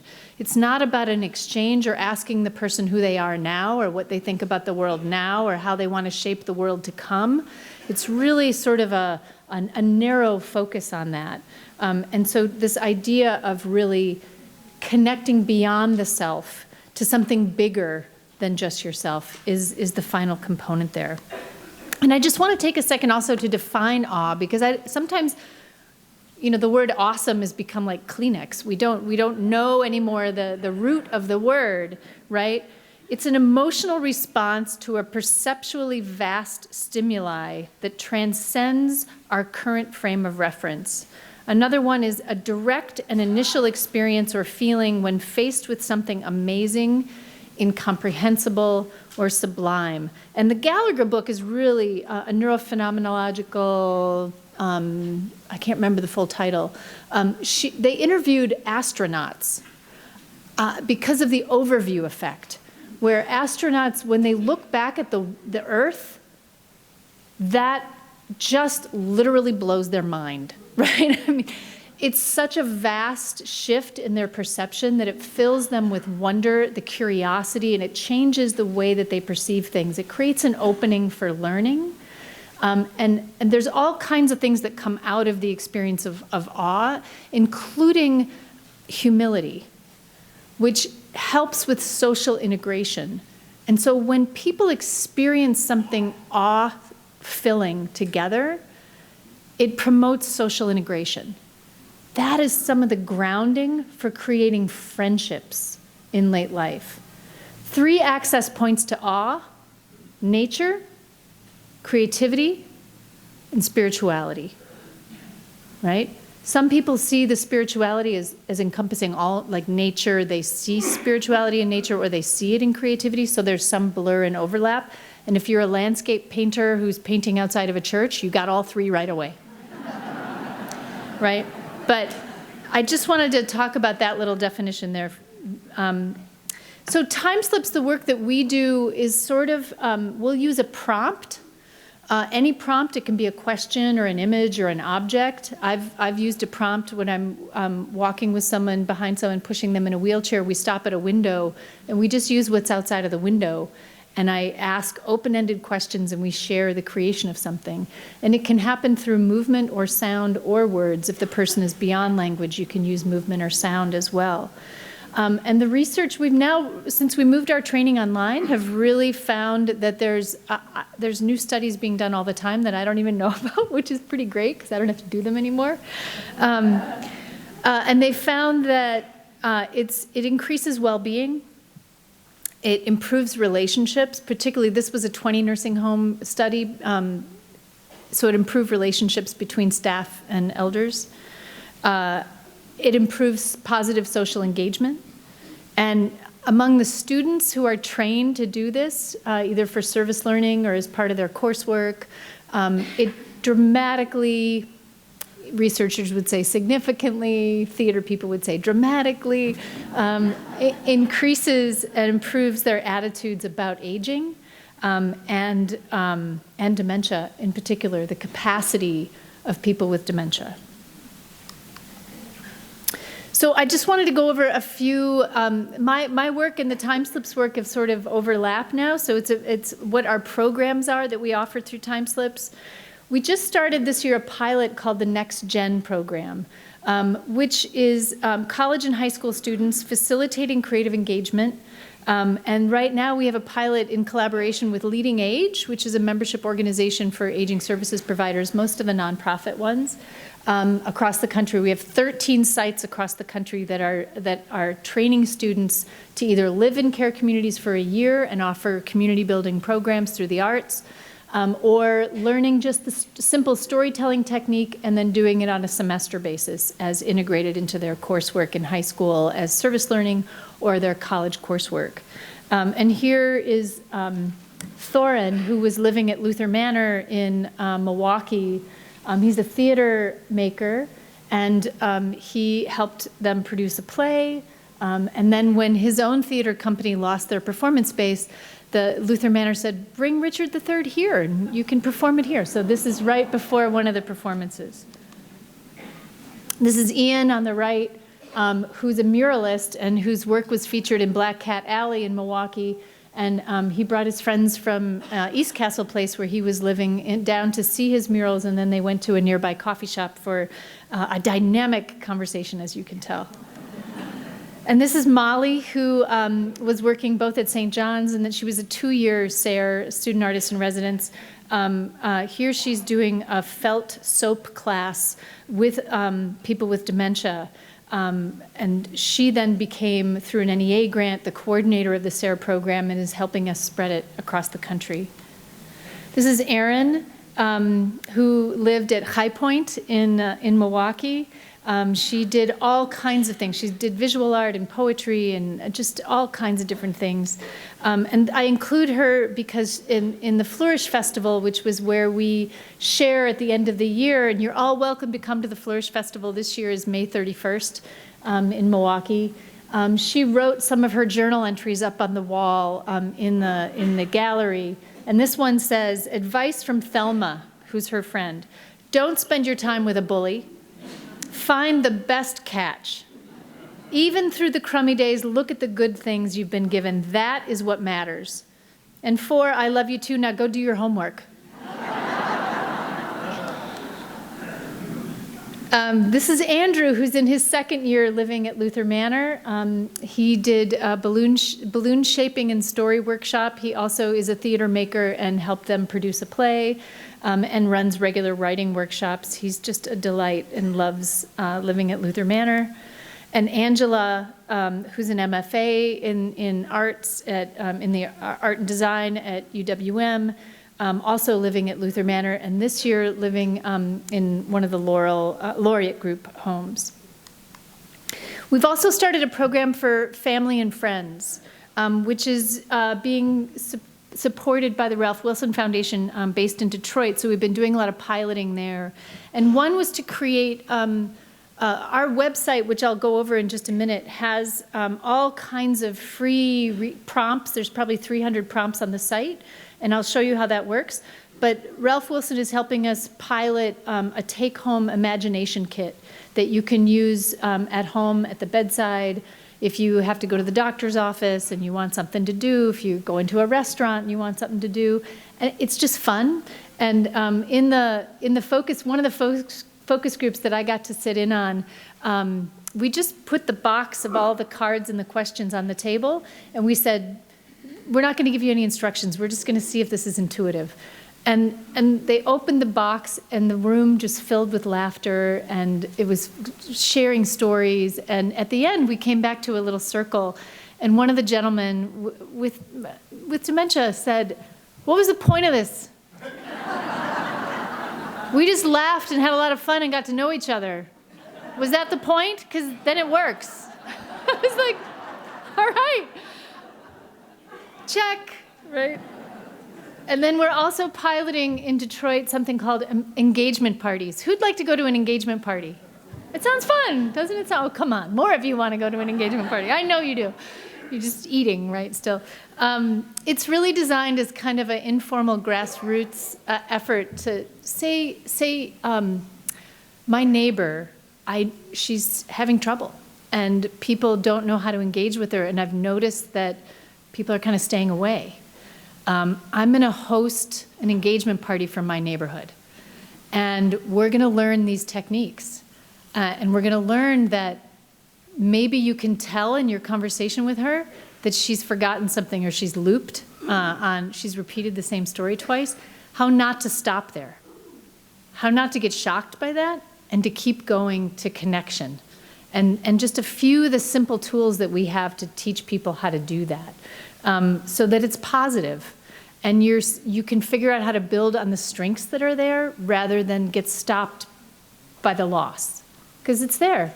It's there. It's there for all of us, right? I can't remember the name of somebody, but I'm still going to keep talking to them, right? But it can get scarier and people stop. The engagement party is about learning how not to stop in that situation. So here's the website, and I'm just going to walk you through it a little bit because we just redid this. It was a pretty awesome experience. Awesome as in totally overwhelming and vast. So here's the Creativity Center. Have a gentle conversation, ask a beautiful question, make up a story together. This is sort of what we call Time Slips Classic, like Coke Classic. And then here's hundreds of prompts. And say, I'm just going to go, whoop, okay, freaking out on me. I'm going to go to, whoop, now it's making me sign in. That's not good. How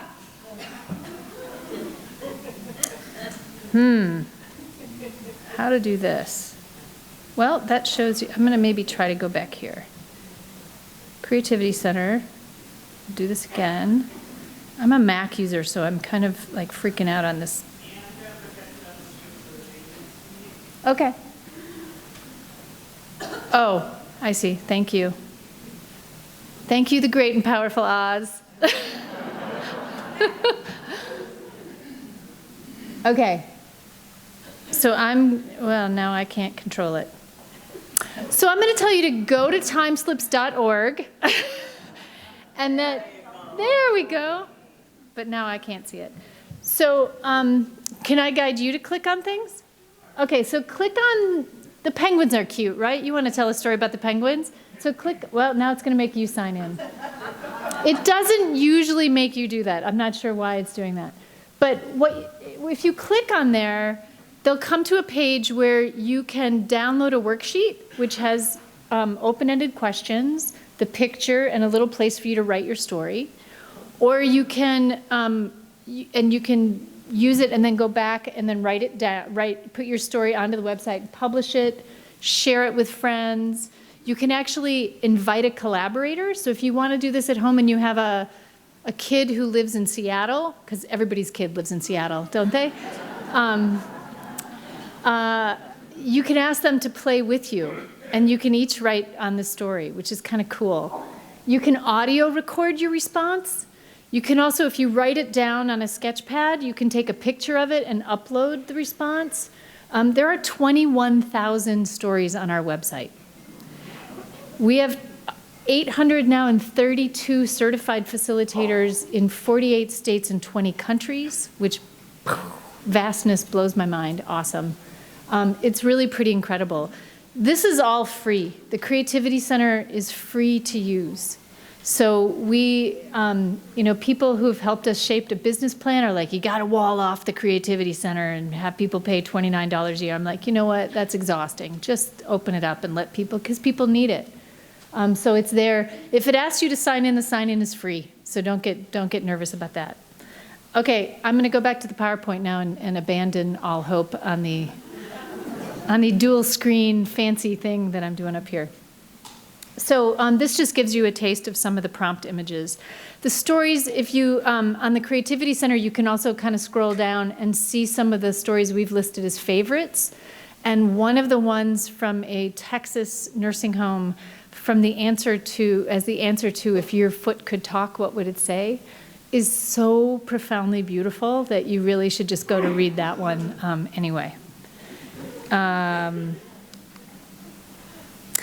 The other thing we do is focus on organizations and organizational training, and we call it building creative communities of care. I'm just going to walk you through what that means. What happens when you bring creativity, and I just finished a book about this that'll be out not soon enough, but it's in design, so it's coming. It's probably late spring. It'll be here in late spring. What happens when you bring creativity and care together? Essentially, it makes us reimagine creativity not as the act of a single genius, but as collaborative. And because creativity is generative, it makes us reimagine care not as this empty pit that you're pouring your energy and resources into, but as reciprocal and generative. It is something that grows. It can create growth and learning. The care relationship can create that growth and learning. It makes us look at identifying people's strengths and their capacities for being generative and creative. It makes us look at cultural institutions as healing places, and healing places as places where we could make meaning and culture. It makes us reimagine that false division that happened somewhere in the 19th century where museums and hospitals got put in separate buildings, right? Why did we do that? And really over the last 30 years, 40 years has been a long, slow, and we're still part of it, merging back together of meaning making, health, and wellness. It also makes us reimagine what we fund, what we measure, and what we teach. So I just want to give you an example of like what an activity. Does anyone live in assisted living or work in assisted living, particularly memory care? You might not live in memory care, but you might live or work there. So there's been a move toward bringing activities back that are kind of instrumental to daily life. So helping people feel like they're being useful and being part of the community by folding the laundry, having daily responsibilities for their care, rather than this odd hospital or hotel service model that we've developed for care, which is kind of strange. Unless you really just would like to be pampered for the rest of your life, which maybe some of you would. So here is folding laundry. If you reconfigured this in an awe-inspiring way through art and creativity, I'm going to show you a slide from an artist who's from Madison, grew up with me in Janesville, Brenda Baker, who did this as part of the Fermentation Fest at the Worm Farm Institute up in Sauk County. Some of you may know that program. This is called Laundry Day. So what is awe? That sound is awe, right? It was a whole community engaged project. Bring in the laundry, tell the stories of the laundry, dye, learn how to dye. How in the heck are we going to hang this? Help us hang this. Here's just a couple of the people. So what if we took that and what we understand about how we could create beauty, how we can work together? I now do projects that are, I say I'll only do a project that's impossible to do by myself. I want hundreds of people to have to help me do a project, that kind of a scale. So one of the projects I did in,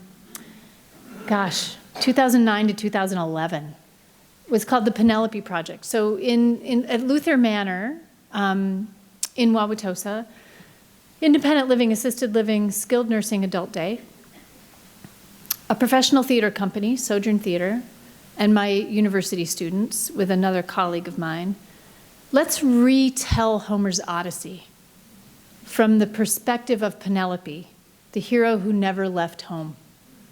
Because if we could rewrite her story as a heroine, the person who stayed and kept home, we can reconfigure how people think of people living in a home, right? It was an astonishing experience. Here is, we staged an original performance on the day that Odysseus comes back, and he's disguised as the old beggar, but also coming back to find Penelope is Mira, who has not seen her mother, who lives in assisted living for 20 years. They both are coming back after 20 years. So it's a buddy story of collapsed mythic time. It's both real time and mythic time at the same time, which by doing that changes the way you forever see the people and the place. It's not just Luther Manor. It's not Ithaca, the island, the Greek island. It's Luthica. Right? That was what the director of the nursing home said. Oh, I get it. This is Luthica. Yes. Can we print T-shirts that say that, please? And we'll be good to go. So here's Caroline Imhoff playing Athena, who helps Odysseus shoot the arrow through 12 axe handles to prove who he is. Here's a scene. I'm just giving you a super quick version of this because I'm already almost out of time. The final choral scene where anyone who wanted to, which was really hard for a theater maker because we couldn't rehearse, anyone who wanted to could play Penelope in the chorus in the final scene. And people with pretty deep Alzheimer's, macular degeneration and no vision, perfectly fine person who wandered in from independent living and had no idea we were doing a play. Family members who were so hungry to participate in something meaningful. The adult daughter of a woman who lived in independent living whose father had a massive stroke and had to move to the nursing home, and they actually could participate in something together. And the other thing to know is we realized, and the staff realized, that they had never collaborated on a project across all areas of care, which was just further seeding that divide and the stigma across the areas of care. So this was just incredibly powerful. We did it all as call and response, so you didn't have to memorize a thing. Would you do something like that if you didn't have to memorize? Everybody wanted in. It was great. So the project I just did, like I said, I like to try impossible things. So rather than do just one care community, like the Penelope Project, we decided to do 12 rural nursing homes in Kentucky. And some of these were I'm telling you, very rural. Oh, thank God for Airbnb. No hotels anywhere. 4 to a region, and one of the sites in the region would be the performance site. All 12 of us worked together to reimagine the story of Peter Pan. I'm glad you like that. We called it Wendy's Neverland. We didn't know what we were going to call it until the very end. They're all 2 and 3 year projects. The story of this one, to get it into mythical time, is that Wendy is finishing growing up. She's on hospice. She's been living at the nursing home for 10 years. She is so beloved. She's been telling everyone who will listen for 10 years stories of Neverland and the crocodile and the Lost Boys. And every time someone said Lost Boys, we had triggered, the whole community knew to sing, I once was lost, but now I'm found. And so and we'd say it accidentally, because the whole script is basically improv, and someone would say, Lost Boys, and then the whole place would, and the audience caught on right away, so they became part of the fabric of the performance itself. So she's been telling those stories for 10 years. She's now at the end of her life. No one believes her. Why would you believe these stories? She just watched the movie too many times or read the book or whatever, saw the Broadway play, I don't know what it was. But they love her so much, they're recreating those stories for her to honor her at the end of her life. And they're inviting the whole community into experience with them. And so we start out with a pre-show, And one of the things we do with our creative community of care training is we teach them creative asset mapping.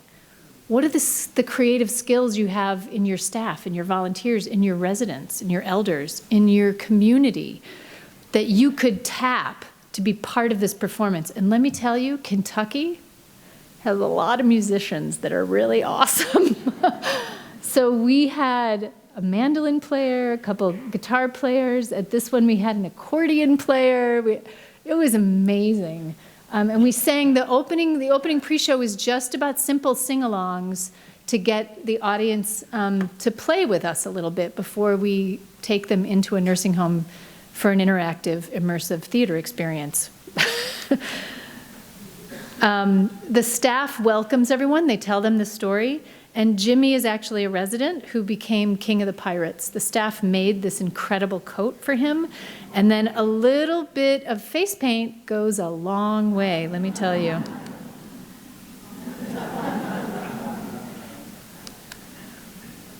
One of the stations was the positive thought station, because in order to fly, you have to have a positive thought. And so we wrote them on, one of the activities at all 12 nursing homes was, can you create 1,000 clouds? And they did, and they decorated them all, and then we wrote the positive thoughts on the clouds and then put them up all over. The other was a fear station, because you also you have to shed your fears, and the crocodile is kind of the symbol of the fears. So we wrote them on canning lids, which is also an iconic thing in Kentucky, and you wrote your fears, which many of the fears were about aging in the nursing home itself. And we wrote them on these canning lids, and then we affixed them to this old green wool coat that became the sacred cloak of the crocodile. And then we had the flight school. This is what you see here. And we asked the question of people, if you could fly anywhere, where would you fly? Why don't you just shout out a few? Washington, D.C. Washington, D.C. Ireland. Disneyland. Say it. The moon. All right. You guys are right on board. We had 4 murals that were on crankies. One of them were of tropical beach scenes, which was a theme of all the answers we got. One was outer space. One was famous monuments of cities like New York and Paris, and because people always said those. And one was maybe a little different in Kentucky, was home in a certain county. So we had rural scenes of Kentucky with tractors. And then we had pixie dust, imaginary pixie dust. And we had our positive thoughts and our fears, and we guided everyone through flying, and we flew, and then the crankies turned, and it really felt like you were flying. You can just see a little bit of how the crankies worked there. And then there was the crocodile, who interrupts that scene. You can see the canning lids on top of him. Our set designer was a crazy genius. Actually, one of the elders watching him work said, "You're an ingenious little fella." So we literally printed a t-shirt for him. That was great. It's built on a wheelchair as well. The back, you can't really see it very well, but he comes in and he's not expected, and the staff goes crazy. Code croc, code croc. We have regulations. We cannot have a crocodile in this nursing home. And so we're all a little spooked by that, but then we calm down and we go to Wendy's room. Well, here you see actually some of the people were quite tickled with the crocodile. We figure out that he wants his sacred cloak. So once we give him that, they think maybe he wants one of the musicians is wearing Crocs, those sandals, and they throw their Crocs at him. He doesn't want those. He wants the sacred cloak. So then we go to Wendy's room, which is the place where she's been holding court. And one of the simple ways to transform the environment was we had a beautiful, our stage manager was a really gifted painter, and she painted this on the shades. You can see those are just blinds. And one of the artists in residence who was assigned to one of the clusters was a musician, a professional musician, singer-songwriter out of Louisville, really deeply talented woman, who led them on a songwriting program. If I could tell Peter what I know now, and the song was just beautiful.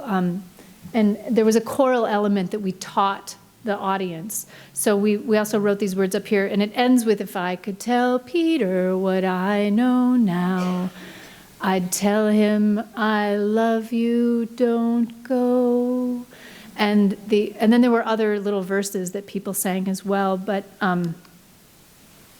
yeah, so you see Wendy is actually there, and as we're having that scene, Wendy's room is also covered with letters to the Lost Boys.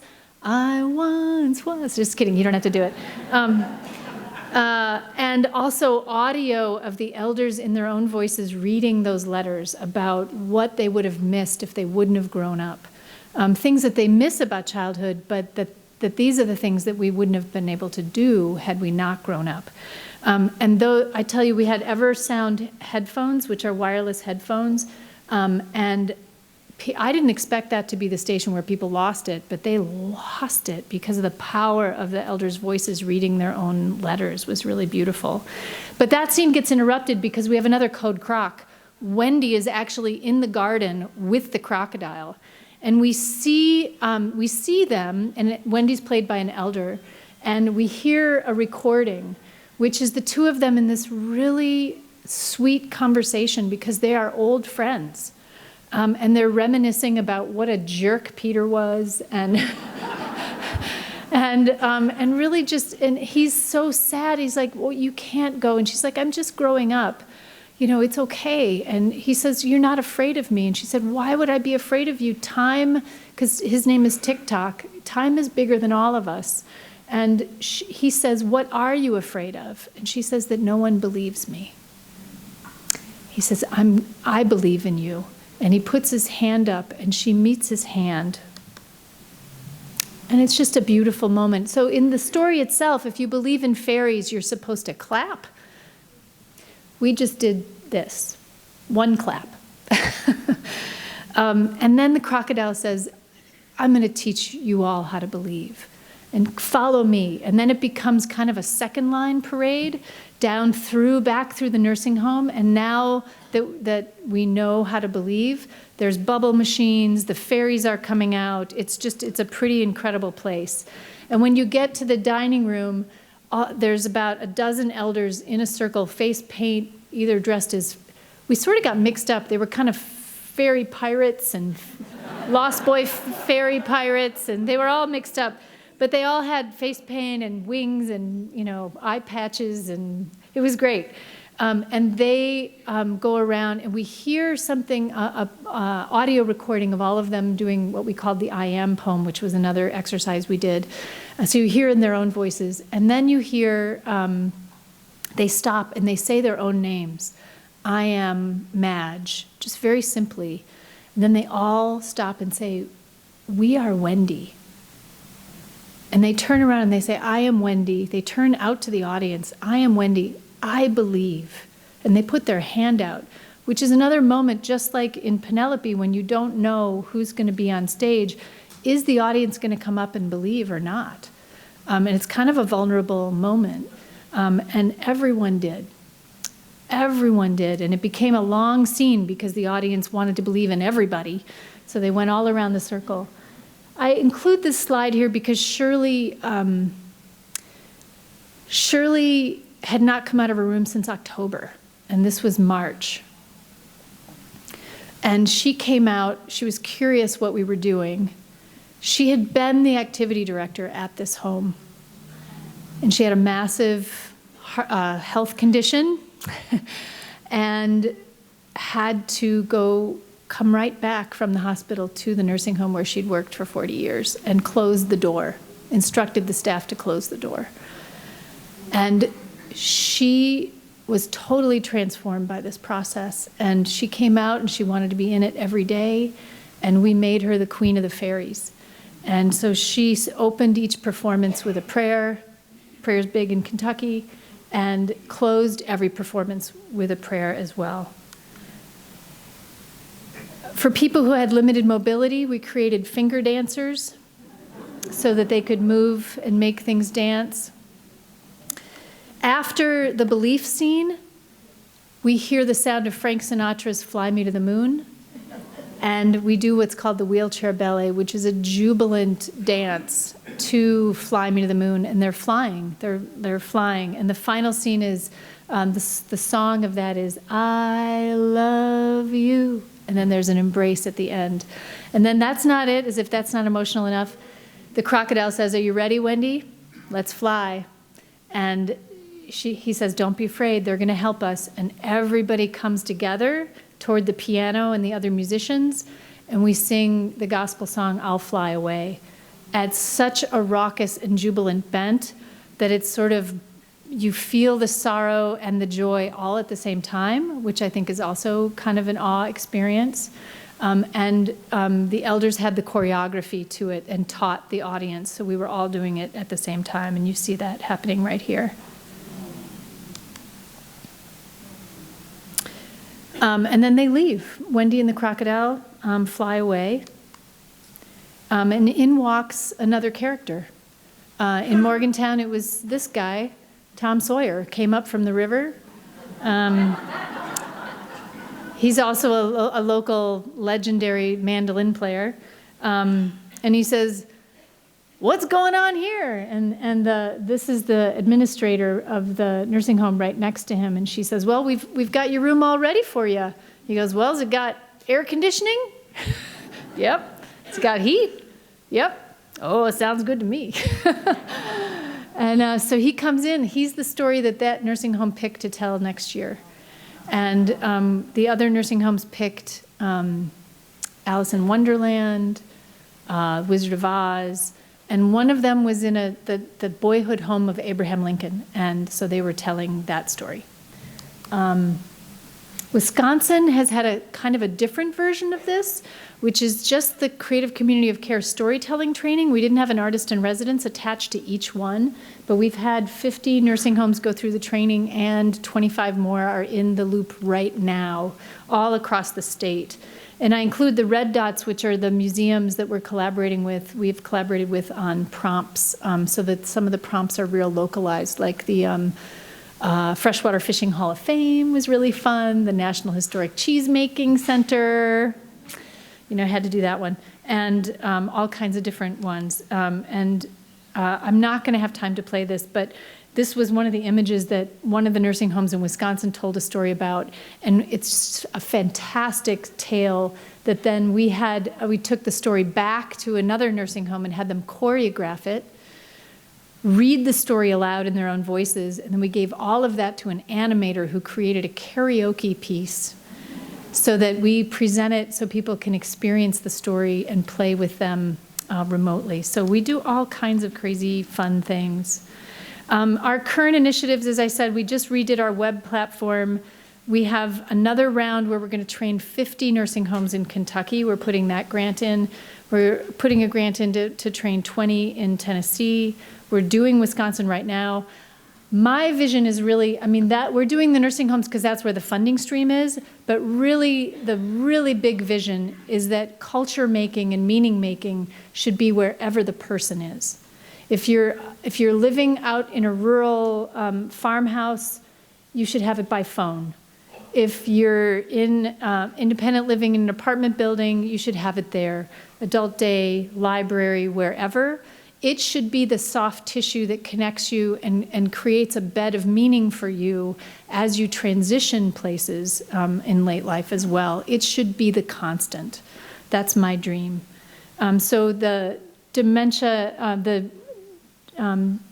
Dementia Inclusive Durham, which is DID, is hopefully, if a grant comes through, going to be our first opportunity to do an entire city, all of their system, faith-based communities, educational systems, the business community, arts and culture, all of them can get training and send it out through their networks on a common project that we collaborate on together. We've also collaborated with Meals on Wheels, so we have experience doing it that way as well. Oh my goodness, I don't know what happened there. I'm almost done anyway. So the Imagination Kit will be coming out, and then, did it come back up? I really see, let's see if this will come back up. Slideshow from the current slide. There it is. The ultimate dream for me is to infuse meaningful engagement into every care system and every care relationship. Achieve social prescription for care, for creative engagement, and end ageism faster than the 400 years predicted by bringing youth into meaningful engagement with elders. And then I just say, what if we knew our lives were meaningful all the way to the end? So thank you very much.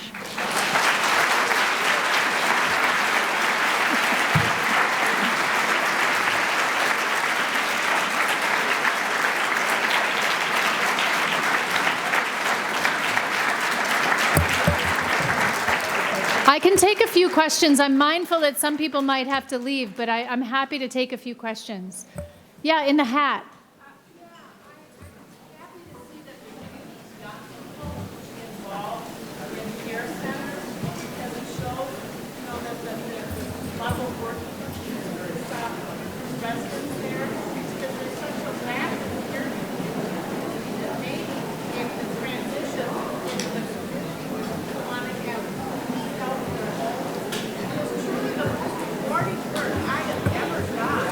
Yep.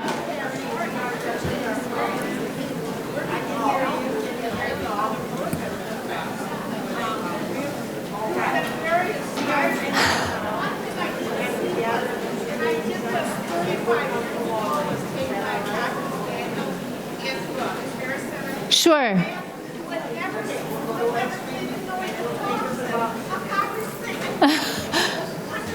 So it's really I'm going to try to synopsize. One, she was very happy to see younger people becoming involved, and that sort of, I think, feeling the energy around the possibilities of that, about training younger people, and even, you know, we did a training remotely through a webinar for 75 elder volunteers who go out and just keep people company.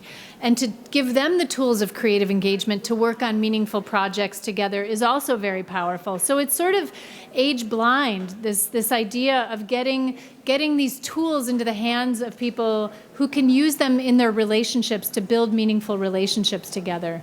The beautiful question component is, you can take a look at those. They're really powerful and quite lovely. And the Meals on Wheels program that we collaborated with, we used all beautiful questions that went out with the meals. And the elders could respond in handwritten card or call into a voicemail line with their response. And we made radio segments out of their responses, which was just very beautiful. So let me thank all of you who have been able to come this year, and I'm sorry for the kind of confusing finale. But mostly we want to thank our incredibly inspired keynote speaker this year, really spectacular, truly inspirational message for all of us. So thank you so much for coming, and we'll see you next year. Sorry for that sort of choppy ending. Yeah.